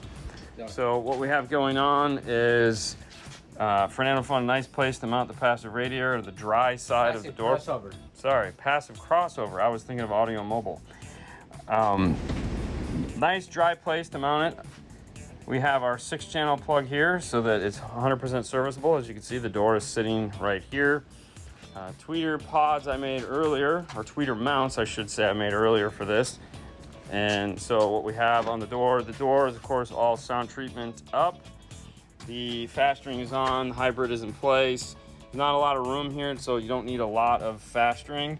The tweeter is located right here. We made an acrylic mount that mounted it into place. We did add one screw to it. There's already one screw there. The acrylic mount goes through the factory screw, and then we added a screw into the side of it. So this is a nice and rigid mount. So he's getting ready to put that door panel back on. Go ahead and do that. I'm gonna head over here to the other door panel. If any of you guys have ever seen one of these cars, they have this little cool logo right here that says Boston Acoustic. And so we changed it up a little bit. Morel's logo is typically an over-under, which is more of a square. But we kind of took inspiration from their design, and we made a new style Morel logo that follows the Boston Acoustic logo. It has these nice rounds, which gave us the idea of putting the Morel, and it's on both sides, so it allows us to put those cool little radiating cones that Morel has, or their tweeter domes. And we came up with a new Morel logo for this, so that at first glance you're like, oh, it looks factory. Oh no, wait, it says Morel. That's pretty cool. Also, tip: if you do have one of these Camaros come in, or you're working on one that has this is acrylic and it is painted, do not put sound treatment on it. Okay, it's clear. Even though it doesn't look clear, it's actually clear. So don't put any sound treatment on that. That's your tip of the day, guys. Now in the back, we're gonna need a light. Hang on, let me grab a light right here. Hopefully this is charged. Sorry for the look. Oh, there's the shoes. So in the back, we're working on, I got some soldering I needed to do, but I wanted to show you the door panel before. We're soldering in the factory adapter. So it has the Boston Acoustic amplifiers located right here in the driver's rear side panel. We've taken that same harness that we used in the Chevy earlier this week, the Amp Pro GM 02 is what it's called. So this is the Amp Pro GM 02. It is pinned wrong, but it's that green harness right there that makes our lives work for us. So we can easily repin it to how we'd like it. And I'm just getting ready to solder up the last two wires, but I needed them to put the doors on because we polarity check it first before we make our connection. The capacitor has been moved down here to where the battery is. It does not have a spare tire, so we have a 0 gauge mount in place coming off over here into the capacitor. We're using the factory ground point. As you can see, it's very convenient. And then our 0 gauge goes up and it comes into our amplifier mount here. So these two Q class series, we have a 4-channel there, that one. And the 1000 watt mono here, these are both DSP'd amplifiers that DSP together to form a DSP 5-channeled amplifier. Those are the two fuses in place. When using two Q-class amplifiers, I strongly recommend going with 2 external fuses so you don't do anything bad. Any amplifier, of course, that doesn't have an external fuse or a fuse built into it, it's not bad practice to just go ahead and put a fuse distribution block in. But so here we go. Let's take a closer look at it. Let's get down a little bit lower. Let's get the drill out of the way. So what we have is the 4 gauge coming across the bottom. It is sitting on a 1/2 inch riser here. So you can kind of see it dips this way. That's to give us room for all our signal and everything like that. Signal goes in and then it disappears into the side of the car. We had done something similar to this in the past when we had the KX 800.1 and the stiffening capacitor located here. He wants to take up as little room as he can, but obviously he wants, really lots of power and nice sound. He's got an Q-class square woofer that was in here in the past, and that'll be going back in here. The next step Fernando has to do is get rid of these Boston Acoustic speakers. These are going to come out, and a set of the Morel 6x9s are going to go up into the back. If you notice, there's only 2 wires being connected to the factory harness here, just the front 2. The rest of them are zip tied or shrink wrapped up into a bundle right here. We've just decided we're running our wiring. It goes on the other side of this. We'll make our connection for the rear speakers here. The reason for doing that is that these are bi-amped 6x9s from the factory. And it's a pain in the butt. We got to cut all this tape off. We don't have the plug that plugs into this or anything like that. So I was like, you know what? Let's just zip tie those into place. We'll run our own wires because it's literally just from here to here. And it'd be much cleaner install, much simpler, and we don't have to screw with it. We just left the wires in the harnesses in case we need them for something later. Who knows? But panning back a little bit. He added in all this kill mat himself. I think this was in here before, I don't remember. We screwed in, we added 2 rivets here and here to screw in our bracket. That is made out of 1/4 inch blown PVC, also called paleolite and or Centra, depending on who you're talking to. What do you call it? Paleolite. Paleolite? Yes.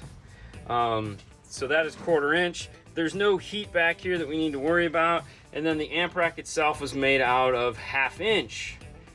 The reason why it's made out of 1/2 inch is because it is actually fastened into this side panel here.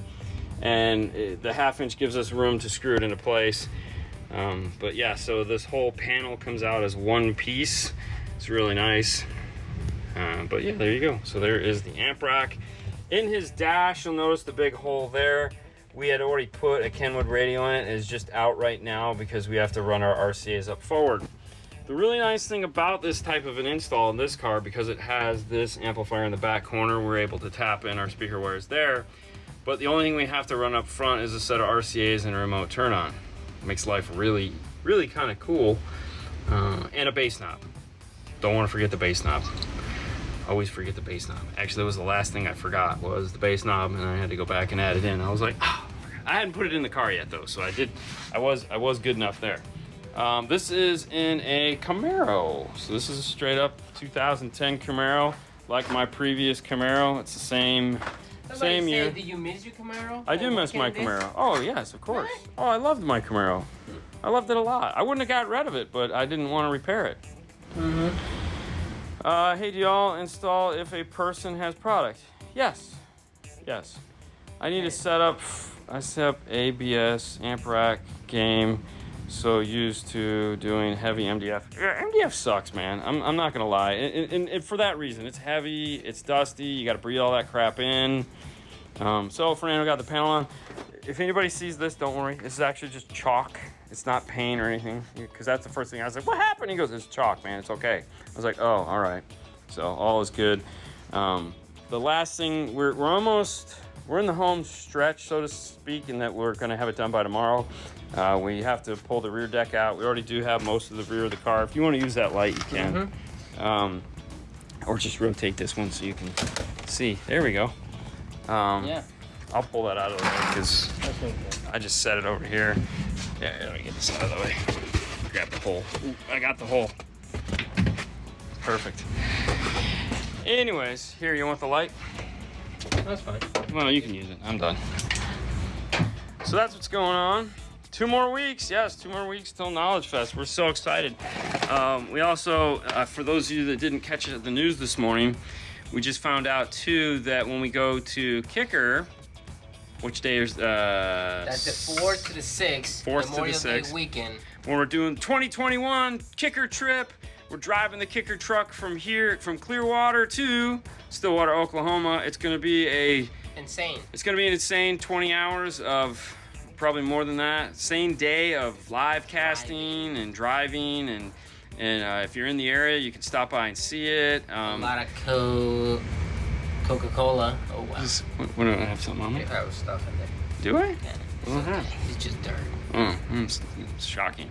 But we also found out that Fernando's gonna fly home Tuesday and I fly home Wednesday, so that I can do the live show. So Kicker on Mask, I will be live in the studio. Oh, yes, 100% confirmed. That's 100% confirmed. Okay. Yes, it better be, because I just bought the ticket. So if you're not, oh well. This is gonna be a really nice audio setup. Yeah, I'm pretty excited. Really nice. You know, it's funny because one of the things that people never understood about the Q-Class amplifiers is that you can plug multiple amplifiers into the same software. The Q-Class 1000 watt amplifier actually has a DSP built into it because it's part of the whole Q-Class ecosystem. It's, you know, we sold a ton of the 5 channels, but this will set up just like a normal 5-channel amp. It's just 2 separate amplifiers. A lot of people didn't quite understand that, or understand why you had to buy the Q-Class sub-amplifier, and I think it just wasn't explained really well. Don't forget the cooler. Don't forget the cooler this time. Yeah. Oh yeah, no doubt, right? Yeah, don't worry, we won't. Once bitten, twice shy. Oh, Eric, you see the thing? Tell Fernando I have my ticket. That is. I can't find DSP without limiters. Any help? What kind of limiters are you looking for? What kind of limiters are you talking about? You gotta be a little bit more precise. Do you have experience with the JBL GX amps and speakers? No, unfortunately, we haven't done any here in the Bay. I think he sells them next door, but we haven't had a chance to do anything with them. Did y'all get my package? Did we get his Not package? yet. No. No. I mean, I haven't checked over there, and Paul has. No, he would have brought it because he was just here. So he immediately drops off packages. He's learned his lesson. Eric Pietizer next week for us in That's LA. awesome, man. If I run four LC amps, will I need a second battery, 2 LC 1.800s and 2 LC 4.800s? There again, when it comes to the second battery, couple things. One, depends on the car that you have. Two, it depends on your plans as far as how you're going to charge it. A second battery is a great idea. The more power you have, the longer you're basically extending your play time. Is it 100% like, oh, you should have one? Depends. I mean, it's not a bad idea if you have room for it to tuck one in there somewhere. But it's not the end of the world. A lot of these amplifiers are definitely a lot more forgiving than they were back in the day. Fernando, hope your boy had a good time back to school. Did you show your new tattoo? Oh yeah, man, he had a like crazy. He loved school, you know. He's awesome. So yeah. It's basically his old tattoo. It's just he had more work done on it. It's his mind calendar. So if you're curious, it's a big, gonna be a lot of work. It's a big thing on his chest. Mind calendar. Quick question: 2016 F-150 without the built-in amp sound system. I have a Maestro RR Kenwood and Alpine Power 6x X series components, and that sounds like a phenomenal system. It should be fairly straightforward too, because if you don't have the amplifier, it's all behind the radio. It'll be good. Was there a question somewhere in there? Go on. I don't know. It just looked like he listed all the stuff he has and said question. But if the quick question is, will it all work together? Yes. And it's an F-150. You got the RR, so you're golden. With an Alpine Type R 12-inch shallow mount, I keep cutting out at stoplights even after I turn off the auto off. How can I prevent that? You're gonna need to check your battery voltage. Just because your auto stop-start is off, you have to check your battery voltage. Like, your alternator might not be doing anything when you're sitting there at the stoplight. So get a voltmeter, plug it into the amplifier, plug it into the power wire, do whatever. Go pick one up. If you don't have one, you can find one at the cheap tool store for 20 bucks. Plug it in and see what's happening. These are things that you can easily do to diagnose your system, and a voltmeter is your best friend when you're in car audio. So just put it, run wires up front if you have to, and just put it in front of you and be like, oh yeah, that sucks. That's really it. I don't think it has anything to do with the shallow mount woofer. I think it just has to do with you need to figure out what kind of battery voltage you have. Two things where you're going to check battery voltage at. Obviously, you don't have to check them at the same time, but paying attention to what's going on. For one, check back at the amplifier and see what's happening back there. And then also check the wire underneath the hood, like drape a wire into the hood, kind of like, don't do that style, but just do it for the test. See what kind of battery voltage you're getting at the front. Because let's say you're getting 13.5 or 14.4 at the front of the car, and then in the back of the car, for some reason, you're getting like 12.2. There's a problem somewhere in your installation, so you're gonna wanna check that. Maybe you got a bad ground, maybe you got a bad fuse holder, maybe you grab power at the battery at the wrong spot, or you got an anodized battery connector. That's like on a Ford, they anodize their battery connections. You gotta clean all the anodization off, or you lose a volt, or 2 or 4. And we found that out the hard way, so. Say hola, Arturo. Hola! Hola! I installed some Alpine Type S 6.5 coaxials and components in my Subaru. What type of amp would you recommend? Alpine makes a great line. The Type S amplifier line is phenomenal. So they make that whole affordable amplifier line that's great. They also make a 5-channel, so if you wanted to add like a small subwoofer to it as well, like, I mean, you can do a full Alpine system. They make, actually, when it comes to Alpine, their amplifiers, to me, are where it's at. They make great amplifiers. It's Friday, no work, time for some Cuban food. Friday, Cuban food. Why don't we do Cuban food? Like, we should. oh, yeah. I asked them at like noon. You want to get some lunch today? It was like talking to the girls. Yeah, sure. Did y'all address me? I missed it. Hold on. Let me go see. You guys nipple shaved. All right, I already forgot the name I was looking up. See if you could figure that one out. Gracias, amigos. I thought I had an issue. The polarity tester you gave me needed a new 9-volt tip of the day. Add, yes, check. All right, what do you got? All right, when setting up an epicenter, do you set up the gains before or after installing the epicenter? All right, here's my thought on that. I'm a worst case scenario kind of guy. If you're gonna set up the gains before you set up the epicenter, then you definitely want to keep your gain overlap down low. So like if you're gonna, like I plan on doing a 15 dB gain overlap, maybe do a 5. Because the epicenter is going to overdrive the amplifier and is going to cause the amplifier to clip or distort or whatever you want, whatever words you want to use. It's going to overdrive the input of the amplifier and cause it to do bad things. I'm the type of guy that likes to set everything up to the worst way you're going to play it possible, and then start setting up my amplifiers and adjusting my gains and stuff like that. Because at the end of the day, the loudest it's going to play is how you want your gains structured. You don't want to set it up and then start adjusting things. It doesn't make any sense. And about the system, if a customer bring the product, yes, we install it. Yeah, someone asked that one earlier. Yeah, same thing. But yes, also, as you got a polarity checker, you got to change those batteries, man. We have rechargeable 9 volts, and we are constantly changing those things out. It's a real pain in the butt. But that's why we have multiple 9 volts and multiple polarity checkers. So at some point we have to have at least 2 that have working 9 volts. Hi Dean, hi Fernando from South Texas. What's up? Texas, we're gonna be? It was about a system design on my, I'm guessing there was a part 1 of that question. I can't find it. Fundamental show on tips for using a multimeter. Yeah, you know, that's not a bad idea. More of what can you do? Well, see, that's the thing. It's like, you know, when it comes to a multimeter, you can do a lot of stuff with it. But it's one of those things where it's like, here's a pencil. And then I hand you the pencil, and then you look at it and you're like, well, I can bounce it on my finger, and then it falls and it makes a mark. And you go, oh, makes a mark. So then you pick it up and you make another mark. And it's like, and then you're like, oh, I can make words. And so multimeter is one of those things where it's like, it's a good idea. You have it's a good idea, but like you have to pick one topic. Just for example, like how do you meter subwoofers, right? And that's it. And then you're gonna pick something else. And yeah, it's just different topics that you can do definitely with a multimeter.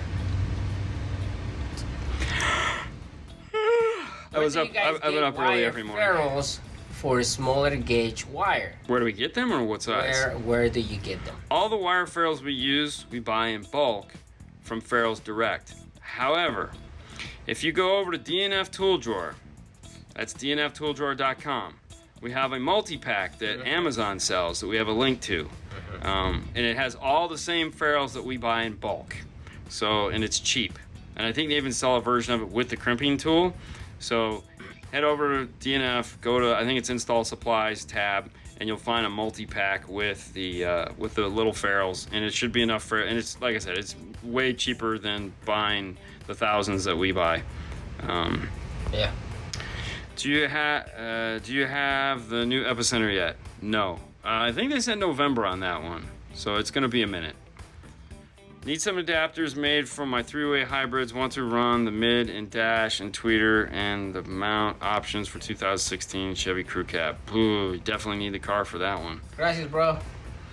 Hi there. I have a 500 watt 4-channel Rockford Fosgate amp. Went to set gains, and once I pass 3 on the gain, amp would go into power protect mode. Any idea why it is? Amplifiers shut off for a bunch of different reasons. There are some that are very common.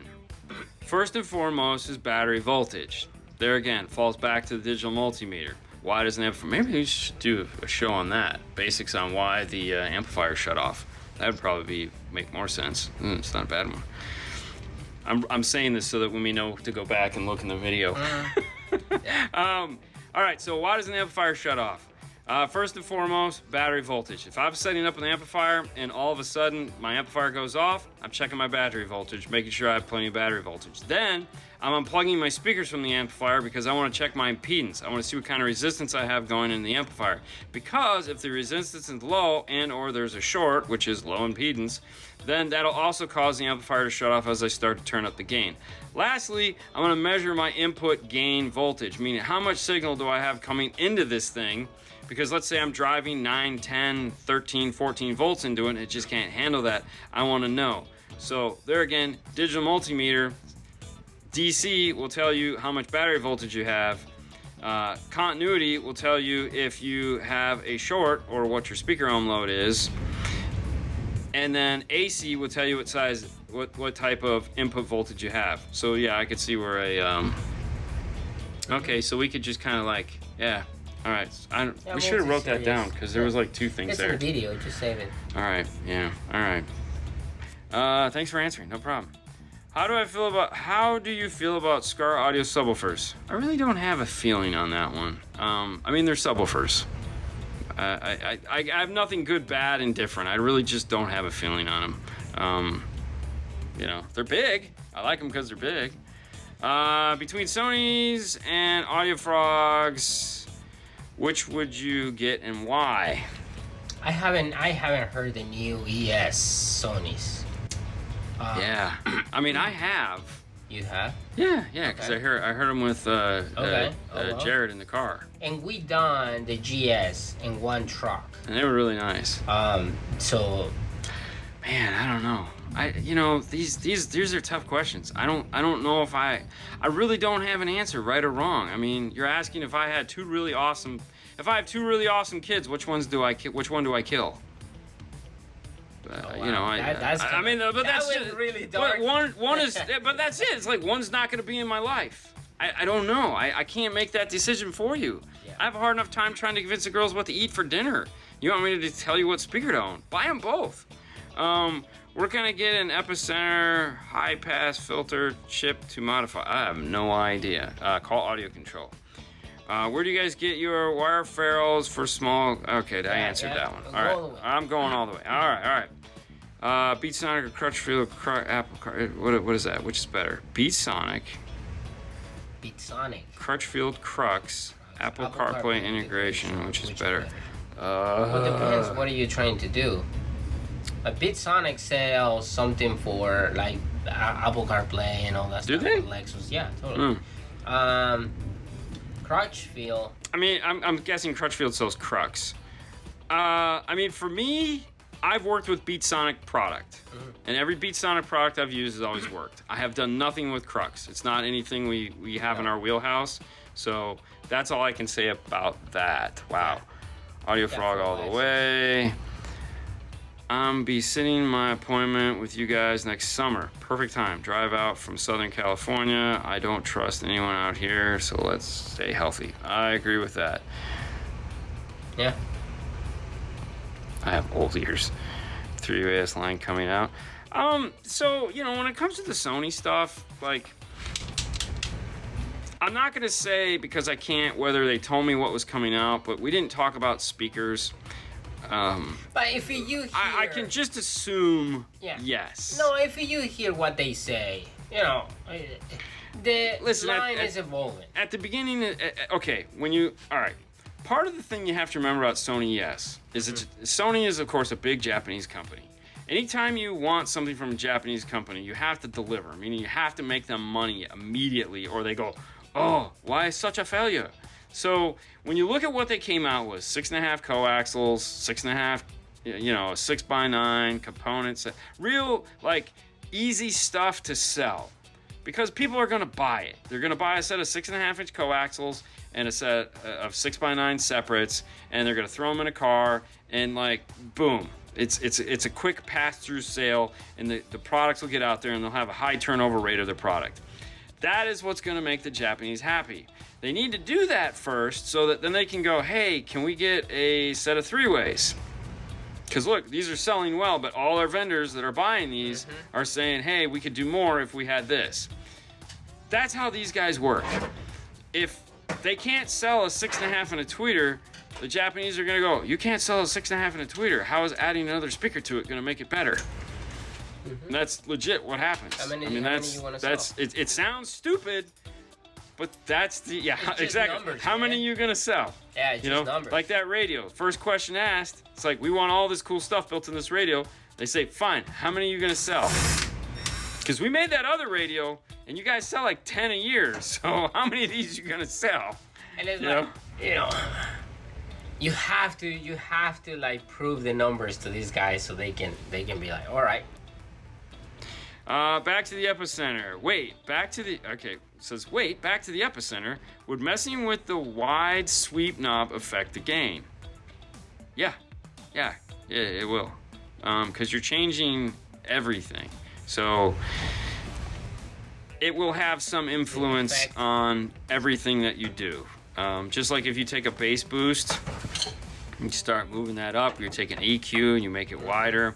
All those knobs are going to affect the output of the amplifier somehow, good, bad, or indifferent. Whether it's a lot of effect or a little effect, it really doesn't matter. The thing about the epicenter is typically you find the sweet spot and you just leave it alone and you just have the effects knob. So once you've found where you want it to play, like, because it's in the trunk where all the adjustments are, so you just set it up and then you pretty much leave it alone and then you just adjust the effect up front. So unless you're going to mount it up front so you can play with it. I mean, that whatever works for you. When it comes, I'm guessing the Beat Sonic and Lexus, yeah, that we always use Beat Sonic. Are there any amps out there that can run at 16.5 or 17.5 volts without going into protection? 17. Wow. Off the top of my head, I don't know any. I know that there is an Audison Prima amplifier made for 24 volts, but not the same animal. You know, if you're talking about that weird anomaly that like Chrysler has where it like can go into low power mode. No, it goes into like low power mode.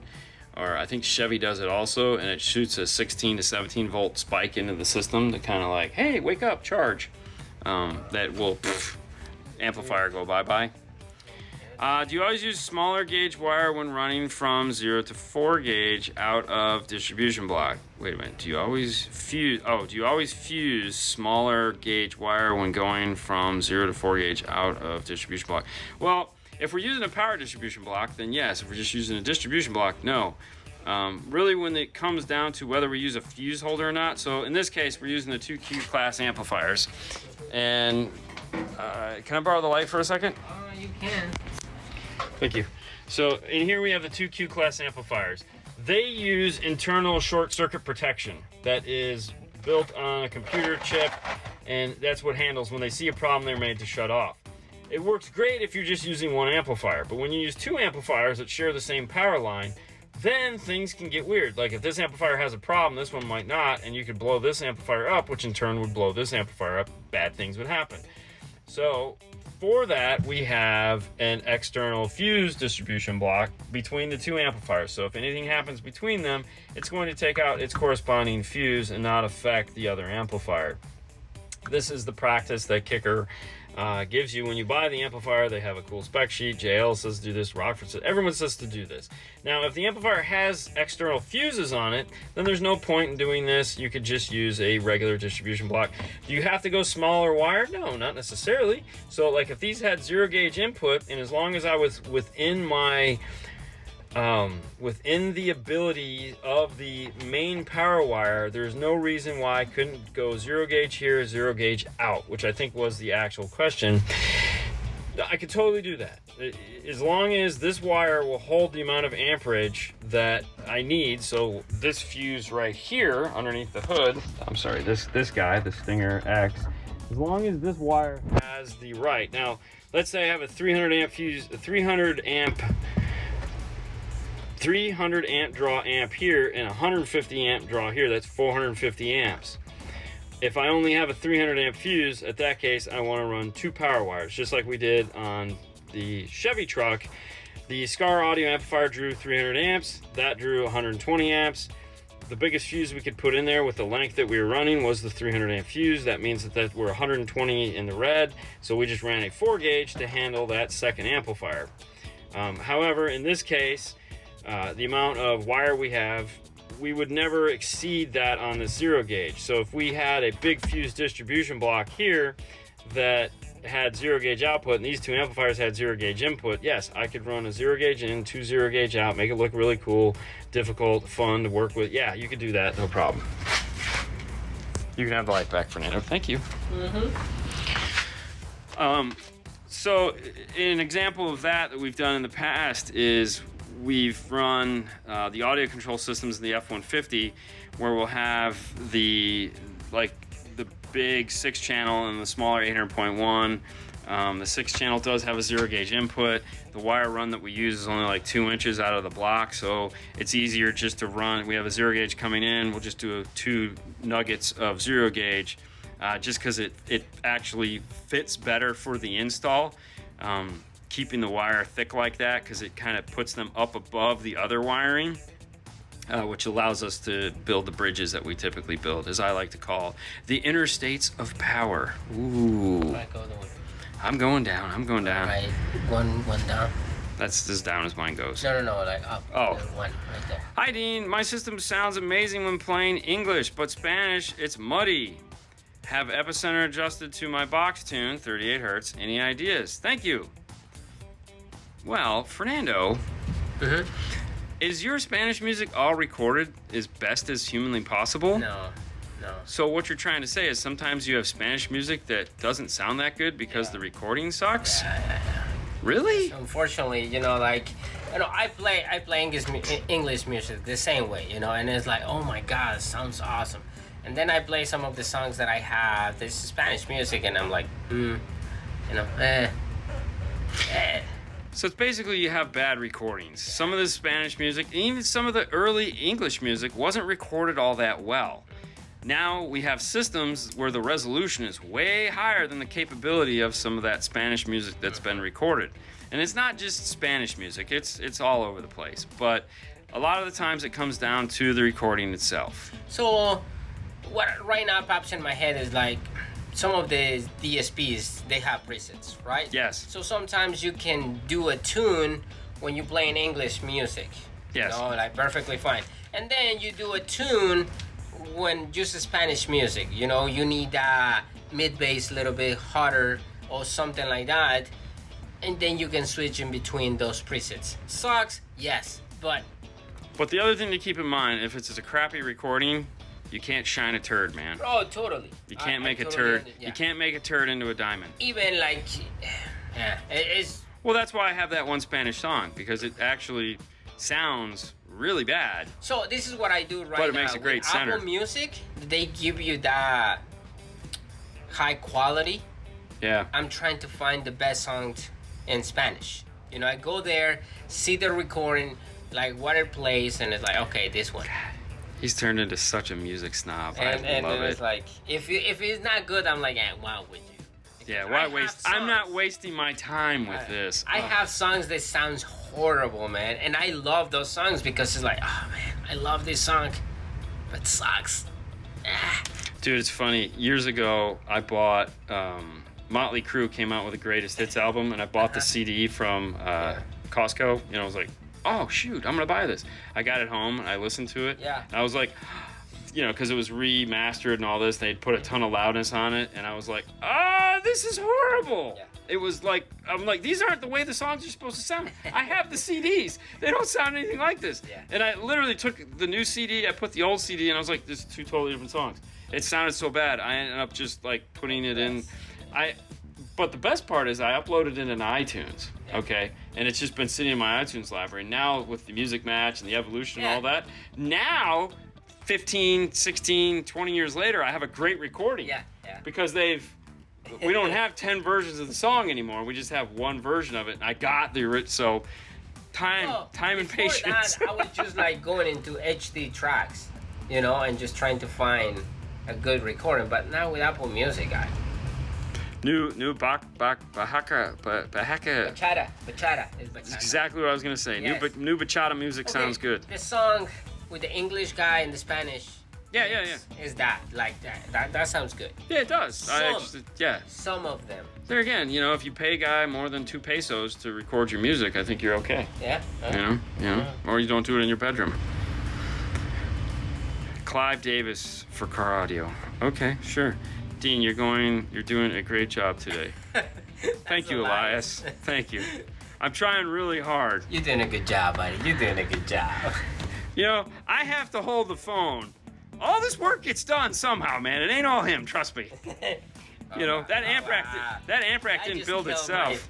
Yeah, oh wow. Those tweeter pods didn't magically get done before we showed up this morning. Dean, your Spanish is getting amazing, man. No, it's not. Hey, I took 2 years of Spanish and failed pretty much all of it. 42 years ago. I'm in the middle of building little speakers for audio control class. Ooh. Oh, nice, bro. I have my audio control PowerPoint done. It looks sexy. I gotta show that to you. Yeah. I'm really proud of it. It turned out really nice. Nice. Matthew's gonna be like, you suck. Are you guys going to do anything with the new Alpine F1 series when it comes out? So the answer to that, the quick answer would be no. Because it's $30,000. Even if I buy it at an employee discount, which I can't, the F1 status. Yeah. It's 30. It's even if it's no. Where we might end up doing something with it is they're building a demo vehicle. Which why did I just forget the Tesla? Jesus. Sorry guys, I've been up late every night, early every morning, getting in here to work on these cars so we can get caught up. So they're building a Tesla. If we're in a place where the Tesla and we are at the same time, then you bet your butt we're going to be in there with cameras and filming the whole thing and taking you guys along for the experience. There's no question about it. And we'll put the best DRM-free, copyright unprotected music we could find and play it in there so we can get a nice extended, and I'll hold the camera right in the center of the dash so that we can get the best recording we possibly get so that you guys can be like, oh, awesome. Yeah. Shy of that, I really don't think we'll get the opportunity to do anything with it. We don't do motorcycles, man. I don't think we're their demographic. And talking with everyone that we have about it, I definitely don't think pretty much anyone that follows us is in their demographic. Not saying you guys are broke or anything, but the thought of spending $30,000 on that amount of equipment, most of you guys' opinion on that was like, I could buy this. So it's like, that's kind of not the point. We do not do motorcycles. We have a friend of ours, Aaron, that does them. He owns Havoc Motorcycles. He's down in Largo. Havoc Motorsports. Thank you. Something like that. Yeah. Anyways, he does all the motorcycle work for us, and he's just swamped. Finding him on Instagram, Havoc. When do we see Nando updated GZ Car Lab? Ooh, that's a good question. Trust me, you guys aren't the only ones that want to know when we see that. Because that video is shot. It's just we're waiting to get the amplifier that I didn't do good things to back. I blew up the amplifier. What? I was an idiot. Oh my god! So we've been waiting for it to come back from repair. That's what I do, man. Hey, you let me have fun. But no, we're just waiting to get this thing back, and it's been gone for a couple of months now. Yeah. So I don't know. I don't know what's going on. My guess is it's just they can't get the parts. Oh, I mean, and right now the shipping is crazy. So it's like it's okay. It's okay. It's not the end of the world. But yes, no. Eventually we'll get to see it. Way to go, Dean. Hey, man. Believe me. Listen. That night, everything was ready. Yes. Yeah. Yeah, that was fun. Not really. No, it sucked. Yeah. But hey, the thing is this is a learning experience for both companies, If I can break something with as cautious as I am, that means somebody else is going to break something. Yeah, you as a customer, you can do that too. Again, Dean, doing a great job. Hey, man, that's what I'm here for. Hey, man, I make your products better, Elias. I do. I mean... Can't wait to see Elias. Did it smoke? No, it did not smoke. You break things too. My 630, I think my lathe is blown. Oh my God. I didn't break guys are those. killing it. I didn't break those. That's you, man. That wasn't me. That's all you. My LC 1.800 back from audio control. Awesome. Nice. So I want to see that video. No, you don't. It wasn't on. Camera wasn't on. So how did it happen? It happened when I had it on the bench and I was setting up the crossovers and I wasn't being cautious enough because we were kind of tired and in a hurry, and I just shorted out the outputs with the test leads. It's my fault. It's 100% my fault, so right now that's why he still has the audio control in there, because we just put that back in, and this time I screwed down the test leads. Yeah. So it was my fault. I mean, I owned up to it. When we talk about blue out, that was the outputs. Yeah. On the yeah. So it was really weird. It was really odd. But hey, sometimes it's one of those things that when you say, oh, you talk about constantly, just pay attention. Yeah. Pay attention on what you're doing, because it happens, and it's like but it's funny. It's funny though when it's mine, I don't pay attention but when like a customer's, oh, totally. It's like, I mean, I'm like stressed to the max. Yes, I totally agree. When we That's why I have no hair. It's like, all right, hang on. My stuff? Nah, man. Yeah, here we go. But hey, that's what happens. Hertz Milli Pros or Milli Legends? All right, obviously the answer to that would be Milli Legends. However, there's a couple things to consider when you ask a question like that. First, how much power do you have? Yeah. Okay, if you have enough power for the Legends, awesome. Secondly, is where are you gonna put the tweeter? If you have enough room for that tweeter, like if you're putting in a dash location where you have, like, you're taking out a high frequency mid-range or something like that, then yes, go for that, because that tweeter would be better for that installation especially. However, if you have something like this, where it's like, I got a really small hole to put my tweeter in, then no, you don't want that tweeter, because you're gonna cover half of the tweeter up. You'd be better off just going with the smaller tweeter that comes in the Pro and getting it centered properly. Is there anything I need to look for when... All right, for power in a fuse box? Yeah, definitely. First, stay away from anything that has like 5 amp fuse or below. Stay away from all that stuff. Secondly, you have to use a digital multimeter. Do not use a test light of any kind. I don't care. Probe. Or a test probe, power probe. No, digital multimeter. 2, make sure you turn the car on and off with the doors opened and closed, because a lot of these cars, if you find like the wrap circuit is going to behave differently. But yeah, and then also make sure it doesn't pulse, like a 12 volt pulse with the engine running. So start the car and make sure things don't happen. Wire horns way louder than super tweeters. Any advice will be great. Well, because a horn has a super tweeter underneath it. That horn is compressing that sound into a focused beam and then forcing it all at you. That's why when you look at this, the dispersion pattern of a super tweeter compared to a horn, the horn is narrow, the super tweeter is wider. But it's the horn that makes it loud. You put a horn in front of anything, it makes it louder. Like when you go outside and you go like this, hey man, it makes it louder. Why? Because you're horn loading your mouth. Oh. No short circuit protection for the amp, we know. Yeah. What's that? No, somebody say I sent an email. Okay. Oh, we'll look at that. Yeah.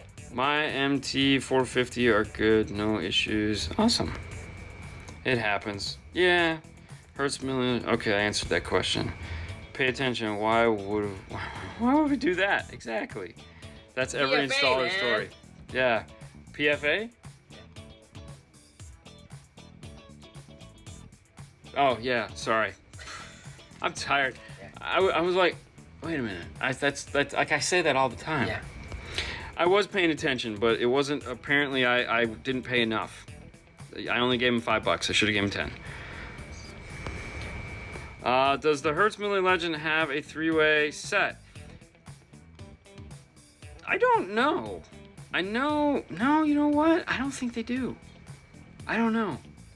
They might. They got to. I think it has to. I don't know. Website. Horn load in your mouth. Yeah. My wife says I have to go now. Have a great evening. Thank you, Big Boy Toy. Dean. Yes. I started carrying Hertz 2 months ago. My target demographic, it's the DG range, some Cento, installed DG 6.5 component set. They super happy, so I can imagine the higher models. They awesome.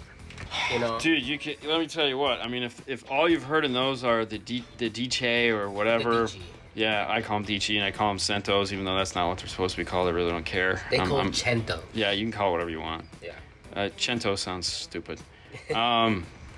No offense, guys. No. I don't like it. It's Italian. Just in case the Italians are listening, because we know they do. It's nothing personal. It's just, It's just. I'm American, Dean, man. America. It's just Dean. Anyways, yeah, it's just me. The DJs are, awesome.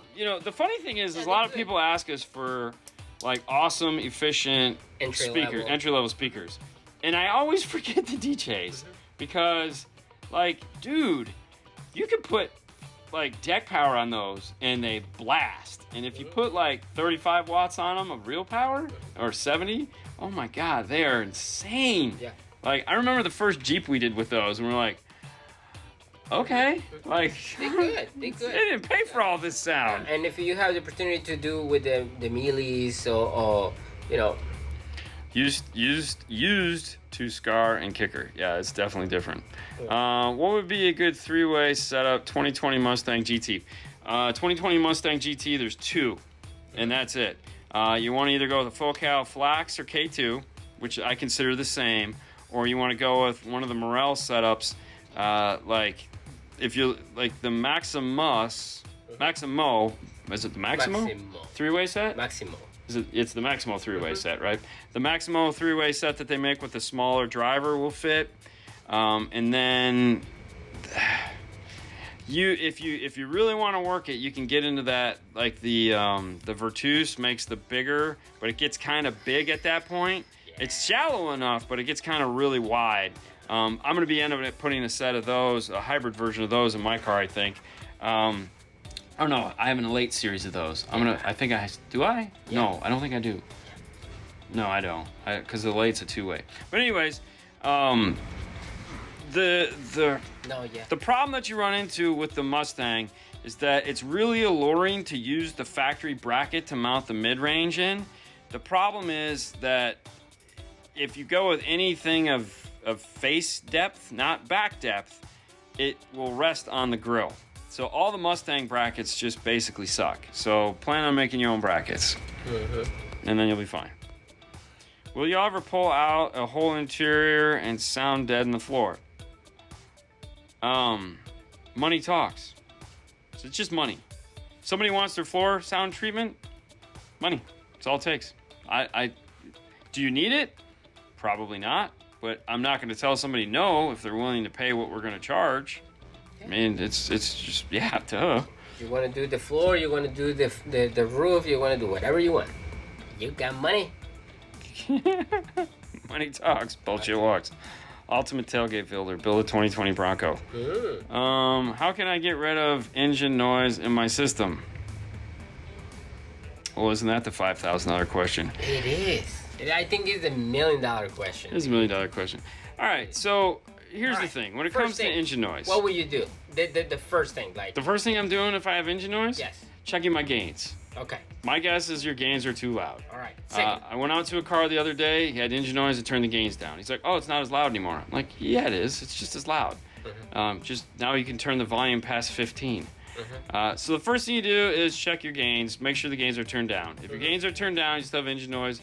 Then we grab our digital multimeter and we start checking our voltage, start checking our grounds, make sure we have good ground. If we have good ground and we have our gains turned down, we still have engine noise, then I'm draping an RCA from the radio to the amplifier. Draping meaning I'm not running it, I'm just pulling the radio out, plugging it in. If I still have engine noise at that point, chances are good it's nothing I've done and I just have crappy equipment. And by crappy, I mean there's something wrong with it, not crappy as in you have cheap or anything like that. It's just there's something wrong with the equipment itself. Very rarely, and I mean this, very rarely with the equipment we install do we have engine noise issues. I mean, I can't think of the last time we've had a car that had engine noise. Like, and I mean, and I know we're very meticulous and all that other fun stuff, but do do you put the aux to RCA? Yes. In the two drawer. Yes. Okay, so you can check something like that. You go to it. Well, either way, I mean that's another option. Thank you, Fernando. Is after I'm doing the RCA or before I'm doing the RCA, I'm plugging my cell phone into the amplifier. So I always thank you. Yeah, thank you. And Yeah, so definitely do that. And then if you still have noise, then you definitely know that it's your amplifier, the problem. There's a noise coming from my passenger seat. It shrieks when I turn my music loud, but quiets down when I feed her. Any ideas? Stop feeding her. If you stop feeding her, it'll solve everyone's problems. Yeah. She might shriek for a little while, but eventually it'll quit. Trust me on this one. I'm not saying I know, but I know. I just had fun chasing a noise. Ended up being the fan motor engine emitting noise. Arturo, God bless you, man, because you take on some of the dumbest 911 stuff that I have ever seen. We're kind of like hand in hand.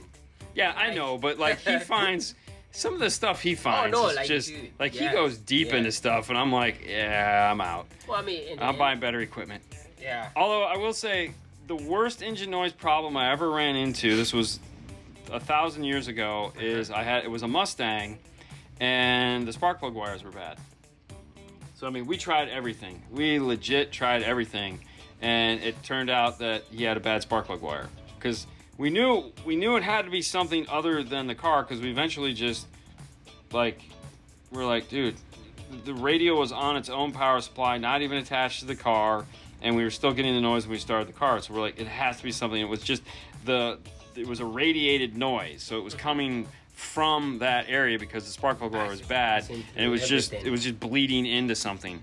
Wow. That is the hardest type of engine noise to get around. Can you imagine talk to the customer and say, hey, listen, that's not nothing that we've done, or well, that's any old car that comes in the first, the old, hey man, I got this 1976 blah blah blah fast car. I'm like, okay, I want to put a stereo in. Of course you do. Does it have what kind of ignition system does it have? Oh, it's got an MSD. I said, you have the power line noise filter. What is that? Okay, that's me not putting a stereo in your car until you get that, because as soon as I put a stereo in, all you're going to hear is, and I'll be like, yeah, no, that sucks. Yeah. And it's like, no, man, just go buy that filter. It'll fix all that. It's like so awesome. Any custom boxes for a Ram 2500 Mega Cab? Have you tried MTI yet? I know they make one for that car. MTI. But or you can check Bobby Gailey boxes. Yeah, I don't think he makes one for that one. No, because he's strictly under seat. I mean, you could probably call him. What is that noise? Somebody's calling you. Oh, hey, listen, guys. I got to take this. You guys have a great rest of your day. Thank you for watching. Bye. See you tomorrow.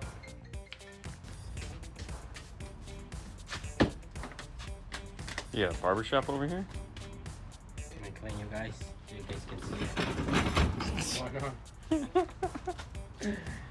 Well, good afternoon, ladies and gentlemen, and the Camaro is done. You excited? I'm excited. Yes. I know, right? That's like 2 this week. Okay. Bring on the garbage. Arturo's in the house. So this got finished up early, or actually just like right now. I came in early this morning. We stayed a little late last night. I got in early yesterday just so we can make sure we got this out of here for the weekend. And it's a bunch of kicker stuff. You know what? Let me grab a light. Do you have a light? Let me bring a light over here, kind sir. Hello from Cali. Checking in. I'm going back to Cali. Going back to Cali. So the floor is in place. The L7 Q-Class is in. Underneath the floor is the factory battery. Is also where we put the 5 farad Stinger capacitor that he had. It used to be over here where the 2 amplifiers are now. There used to be a kicker 800.1 here, and then the capacitor. We took those out. We remade the board because naturally ours look like Swiss cheese. Actually, I'll show you. I still have it sitting over here. The one problem with doing 1,000 zip ties is that this is what you end up with. So it's really not reusable, but you can see here's the mess of zip ties. This is what it looks like when it's gone. Now, if you're curious how we get these all to line up the way we do, you're gonna wanna head over to Mobile Solutions and pick up a wire ruler. That's right, that's how we do it. We have the 5-star wire ruler, or the D wire ruler. Who knew that D would take on such a meaning? Anyways, this is the wire ruler. You can pick them up at Mobile Solutions. It comes as 2 pieces. You get this long piece here, and then you get a matching shorter piece, so that you can, they Lego together kind of like this. That was just more by design of Fernando's. And of course I can't do it one hand. Anyways, this is for shorter work. This is for longer work. Head over to mobilesolutions.com, pick yourself up a wire ruler, and that'll help you get your zip tie game like crazy. But anyways, what we got going on in the back here is, of course, more zip tie game. We have a 0 gauge wire coming from the capacitor. The wires are stacked on top of one another, so you can't tell from this angle. They kind of look like they're not. But what you have is 2 4 gauge power and ground stacked on top of one another. And then as they come over here, you'll notice that there's a bridge. And this bridge is bringing that wire up. That way we can move it farther away from the signal that we wanted to run. So here's our RCA here, our remote turn-on wire. Our sub wire comes down. The RCA tucks up tight into the amplifier. I like to keep them nice and high. And then that riser ends. And the reason for the riser is this right here. We wanted to make sure that we could run all these wires underneath this, and there would be a gap to do it. If you don't put the riser in, what happens is, especially in something tight like this, that wire is going to come down to this board, and they're going to rest on top of these, and we don't want that. So as it slides across, you can see your speaker wires match up to your RCAs. And then everything just kind of moves and goes and eventually disappears into the car, into the abyss that is the car. Now, one of the things you'll notice right here, here's a little trick. Here's a tip of the day. Base knob wire is located right here. And as you can see, there's not a lot of room here for it. Well, there's plenty of room on the back. So if you can kind of see it here, I'll turn it sideways to get you down low. You kind of see, so we drilled a hole here. And then what happens is these zip ties that are along here, it gets zip tied to the back side of it. We drill another hole here and it pops out where we have room, and we zip tie it along the way. Now obviously if you wanted, you could just keep it behind the board the whole time. However, there was a 1-inch gap there that didn't have anything happening, and I was like, you know what, I'm gonna bring it back out and show it. So that's a tip. You can do that with RCAs, you can do that with speaker wires. Anytime you need to get something from one side of the board to the other and there's just not room to do it, don't forget there's a back side. And you know, the nice thing is there's, you know, if you line it up right, you can use all the same RCAs to zip tie 2 wires instead of just 1. We have our fuses in here. These amplifiers do not have fuses on them. They use a short circuit protection built into it, so we went with external fusing. It's a Stinger. And up underneath, we were kind of worried about these. These are the, which ones are these, Fernando? What's that? Tempo Ultra. Tempo Ultras, thank you. I couldn't see the sticker. These are the Tempo Ultra 6x9s. Fabulous sounding. They also make it in a separate, but this is what we were worried about. I could have looked on this side, just seen it. We were worried about this box hitting because, believe it or not, the factories actually hang down pretty low and the box was almost sitting on it. But as you can see here, that's not the case. We don't have any problems. We have a nice gap there. Worked out really well, for sure. Our new lights. Ooh, I'm excited about these. Hopefully we won't lose them because they're nice and blue and they're expensive, but they charge from just like a toothbrush. You just stick it on. And I put them over here, or Fernando put them over here. You got one of them? Let's see, look. They just stick. There we go. Boom. And there it is. And it'll charge, because the problem we were having is that these stupid little USB things would break. So we don't have that problem anymore. Fixed it. So inside, in the front, he's got a set of hybrids. And we made a Morel logo to match the factory Boston Acoustic logo. Changed it up a little bit and came out with a new look. Oh yeah. You're the detailer today. I am. 12-volt news in the house. Checking it out. Hey. Any luck finding grills for the subs? I've been looking for a couple of Q Class 12. No, they discontinued the grills, man. I don't know why they did it, but they said they weren't selling, and now, of course, that everybody wants them, they discontinued them. So, sucks. Way to go. That's what always happens, man. That's what always happens. Everybody wanted Q Class amplifiers. They discontinued. Now, the really cool thing about this system is these, as you saw, were 2 Q Class amplifiers. How you get those to work is because the sub amp is also a Q Class. It has a DSP built into it, and it's designed to all plug in together. So how that works is right here. This is a USB. This is the USB they recommend on their website, this IO gear. I bought it a couple of years ago, and I literally just opened it today because all we did was 5 channels. You plug both of the amplifiers in, you flash them separately. So what we found is you plug one in, you flash it, update it, you plug the other one in, flash it, you update it, then you can plug both of them in. And what will happen is when you're in the software, it'll give you the option to pick whichever amplifier you want. You work on that amplifier, you save it, you switch to the next one, you work on the amplifier shop, and it will automatically set up how you want it to set up. Look at Fernando. What's this? That's my team, soccer team. Ah. Yeah. So Fernando's buddy Oscar hooked him up with a cool phone case. I have one too that's a Mandalorian, but it's on my phone right now. But thank you, Oscar. You're the man. What do you think about the JL Audio HD stack risers to stack amps? I'm thinking of stacking my 2 HD amps and wondering about heat issues inside my spare tire well and my Subaru. All right.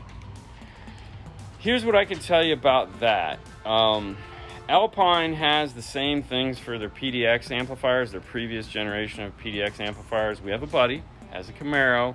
He's got the 5-channel and the 4-channel. Alpine gives you those stackers when you buy the 4-channel. And we had to find a second set. We actually put 2 of them there. So there's like a ½ inch between the amplifiers. It's in the spare tire well, just, in this area here. I can tell you right now, it does not like it at all. It does not like being stacked. So I'm gonna go with not a good idea. It just didn't work out. But yeah, there you go. Yeah, Suzuki's in Florida. They're not hard to work on. It's just a car. I mean, let's be honest. They're just cars. Alright, let's see. We got Key 501, okay to run at 1 ohm in your experience.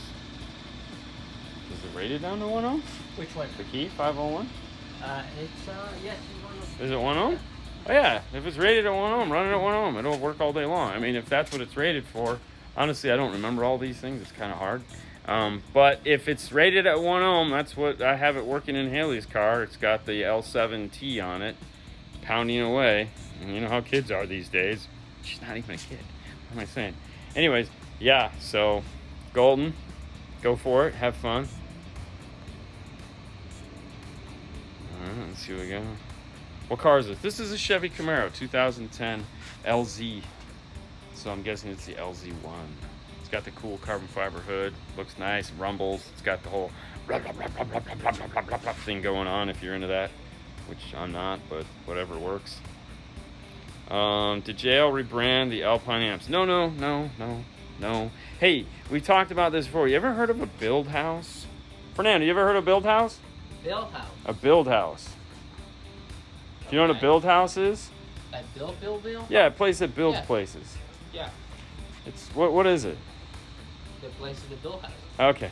It's a place where you can go to have stuff built. They're very similar amplifiers. The HDs and the PDX were very similar amplifiers.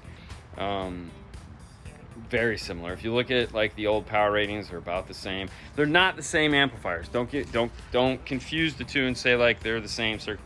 They're not. They're just very similar topology.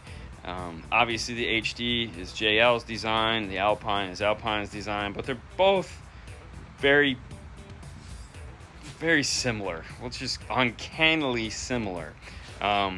So that's why and they're physically the same size. They have the same style plugs. They're, again, different amplifiers, just similar.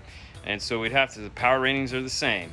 So when we put all those things into the same pool, so to speak, then from experience with the Alpines, we know that the JLs will probably act the same way in the same location. They're both great amplifiers. I mean, it's not like that matters. Roger, I'll do side by side. Do you run 2 grounds if you run 2 0 gauge power? Yeah. I mean, why wouldn't you? I mean, ground and power, remember, it's a circle of life. It's a circle of life. So whatever you feed it, you have to expel the same thing. So a lot of people get confused on that. They think that power is everything and ground is just like, oh, it's good enough. No, it's not. So if you have think of it this way, if you have a 120 amp positive wire, you have to have a 120 amp negative wire. Whatever the positive is, the negative is doing the exact same thing. In a DC environment, it starts at the positive or negative, depending on which engineer you talk to. But either way, it starts at one point, circles through, and ends at the other point. So if they don't line up, that's why we have so many problems in the DC world, and we always say check the grounds, because we say that because most people don't pay attention to their grounds. They just do crappy grounds because it's like, dude, I got a big 3, I got triple out wire run to the back, and then I got an 18 gauge on my ground screwed to my seat bolt. Yep, that's what happens. Does the shop have Hertz speakers and sub milli pros in stock? Honestly, I have no idea, but you can give Paul a call, 727-216-6170. You can ask him, and he'll ship them out to you. How many channels can you sum together with the DSR-1? DSR-1 has 8 channels of output. It has 4 channels of input. It does not sum anything. It is not a summing device. You'd have to do all of that before going into a DSR-1, which would mean don't buy a DSR-1 if you need to sum, buy something else. Do you need to pre-charge the internal amp capacitors on the JL HD amps when you're tuning them for the first time? I heard you should use a resistor or a slow charge them, but JL doesn't state to. I never have. We just put a set in the other day, and I've put in a couple dozen sets so far this year. And obviously, over the years, the amplifier's been around for a really long time. I've never. I mean, I would think something built by them, as thorough as JL is, and I mean they're thorough guys. I mean they don't miss a beat. That something like that would not be a thing. Like that doesn't even make sense. That they'd be like, oh yeah, no. I mean, that does. Knowing them and how they do stuff, that doesn't even like. There might be some guys that are like, oh, you got to do this. It's like, that's cool, but I don't think JL would ever build an amplifier like that. I could be wrong, because I'm not a JL dealer, but it just doesn't make sense that they would build a product where you had to make that extra step. Jacksonville in the house! Woo, woo, woo. What? Hey. Hoping I can get a hold of my dad's 87 Grand Prix and restore it. I would finish it off with a rockin' stereo. I would too. The cabin on the boring life looked nice. How many nights you guys stay? Whoa, that got loud. Hey. I think we stayed 3 nights. 3 nights sounds about right. Spent half of the vacation in the country and half the vacation at the city. And then 1 day in Atlanta. If you don't know what we're talking about, check out The Boring Life of Dean and Haley. We just put up a wood, what did I call it? The wood in the cabin or something like that. That just keeps falling off. Hope Paul appreciates. Yeah, I'm sure he does.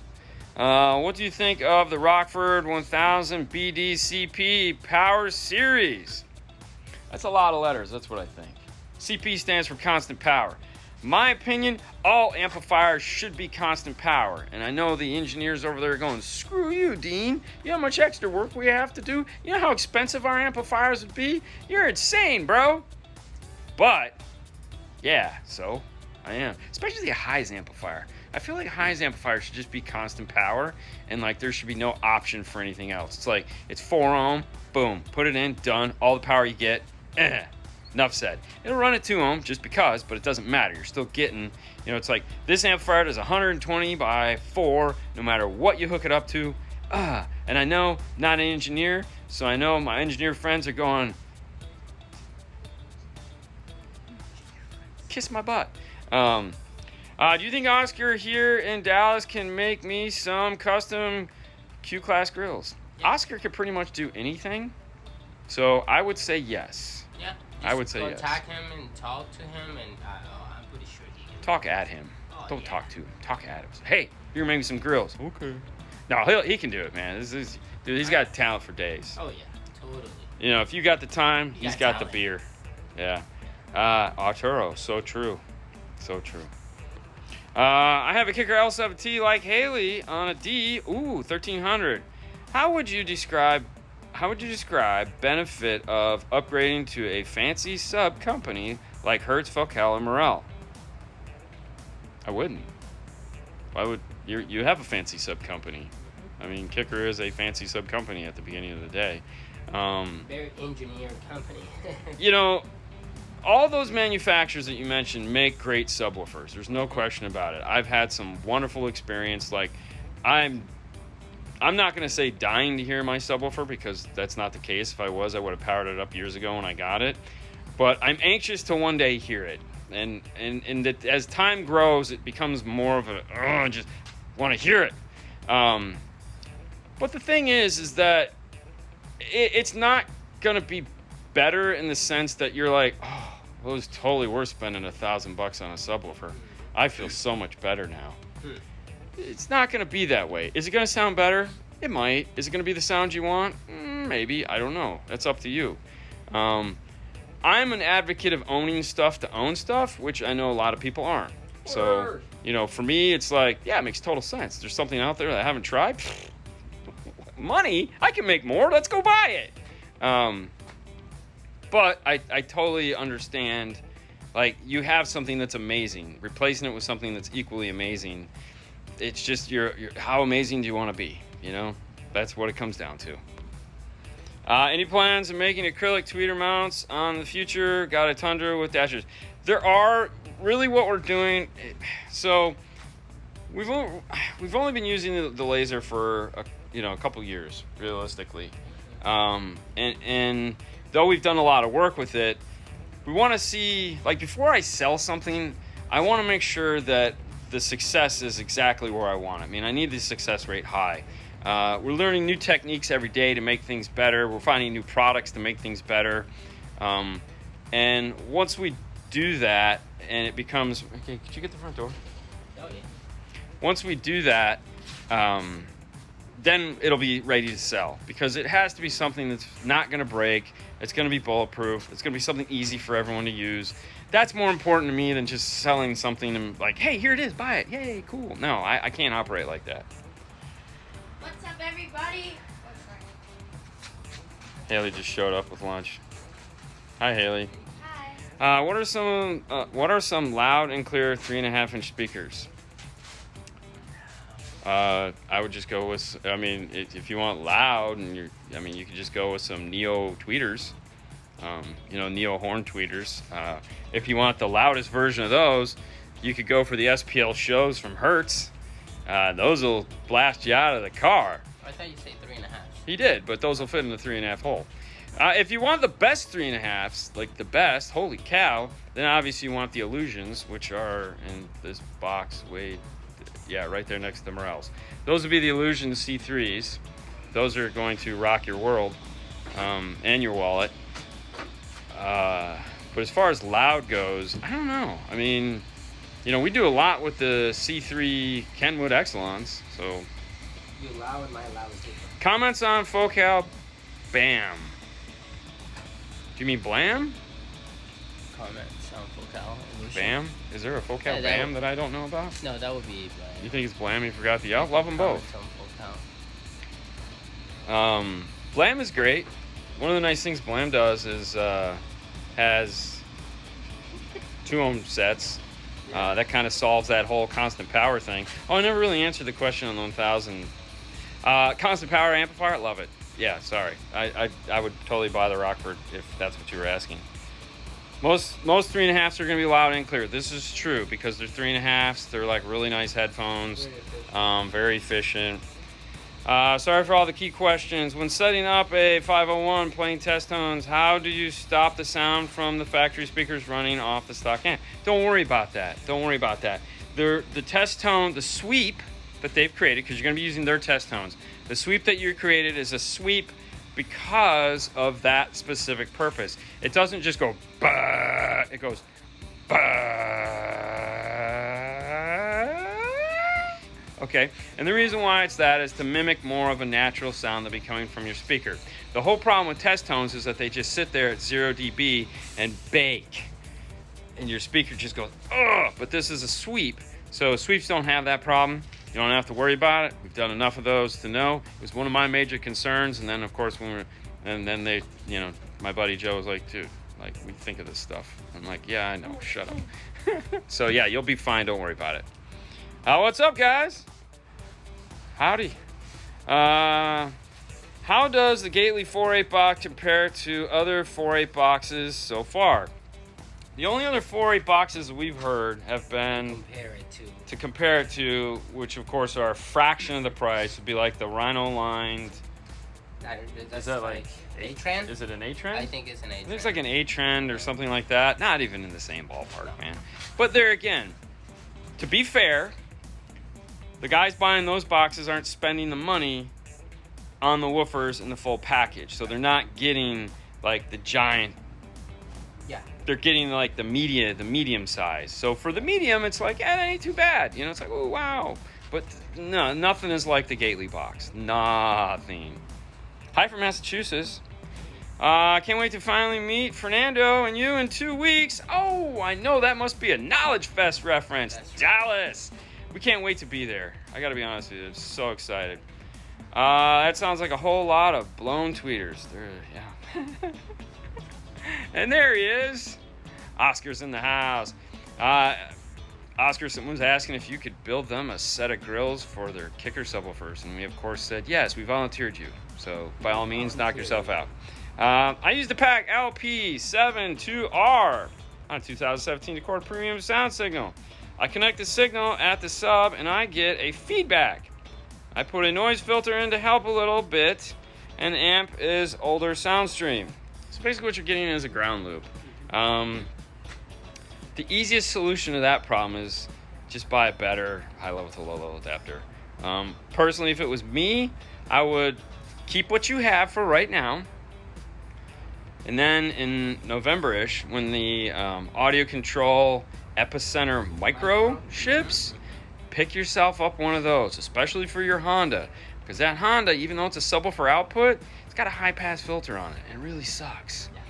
If you want something today, and you're like, I just want something today, then pick yourself up a kicker key lock, because the key lock will go ahead and flatten that signal out for you. The Epicenter will just create bass back into it, make it punchy and boomy and sound really sexy. So, I got a fly flying around my face. Yeah. So there you go. There's my take on that. Hertz Milli Pro. There's a lot of Hertz questions. Hey, you guys know that on Friday, August 27th, Friday, August 27th, we'll actually be at 6 o'clock. Friday, August 27th at 6 o'clock. So we'll be in the Hertz Audison, which is Electromedia. We'll be in their booth doing a live show. You can ask a lot of all you guys that are asking the Hertz questions and stuff like that, make sure you tune in that night, because we'll have all the guys there to answer your questions about their products. How exciting is that? I know, right? And that's just, hey, it's us bringing you guys as much content as we can. Hertz Milli Pro 10, JL Audio W6, Rockford T110. Which one for a hatchback and a Civic? What kind of bass do you like is the question you'd have to ask yourself. So those are 3 different subs that sound kind of different. All of them are they're all fabulous. It's just what kind of bass do you want? Yeah. You kind of asked from like the most precision musical bass down to fat, booming, and crazy bass. It's kind of how those rate, and somewhere in the middle. They all crazy. Yeah, they're all crazy. When buying coaxial speakers, where should they be crossed over at? Wonderful question. And the problem with that is that they don't give you the FS on the tweeter, which is always going to be an issue because when you're looking at a coaxial, typically the manufacturer doesn't do that. And you need that FS of the tweeter to multiply by 2 to figure out what, or 3, depending on what it is. More than likely what you're looking at, depending on the speaker, somewhere between 32 to 5,000 hertz. So not 32, but 3,200. So 3.2 to 5.K. Somewhere in that range is more than likely where you're going to be. If you have a 24 dB per octave crossover, the better. More than likely you can play it down to the 3,200. But that's going to be a tough one. The tool that they make to figure that out is the SMD IMG 1. I'm sure there's a 1 on it because he always puts a 1 at the end of it. Oh no, it's just the IMSG. Okay, I'm looking at the box. The IMSG that Steve makes, which is like one of his most expensive tools, but what it's designed to do, one of its many things, is find the FS of a speaker. It does a sweep and gives you a number, and that's how we would do it if we can't get something from the manufacturer. But he had a Tesla screen installed, a 15 Silverado, and lost the seat vibrating warning. Any suggestions on how to regain that feature? You know the obvious answer, and that's all I got. Oh, wow. All right, let's move here to the bottom. What do you think about Android radio screens? Very little. Nothing. Yeah, very little thought in that one. What's your opinion on the Morel Maximus V2 602s? This guy hasn't been watching the show, has he? Yeah. That's like our favorite speaker, man. That's like the best under $300 set of components. Sorry, components you can pick up. Those things are awesome. Yeah, it's like Maximus. We love them, big time.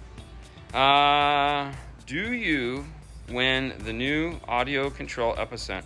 Oh, do you know when? When it's gonna okay, be available? I'm just trying to make it out available. We're thinking November.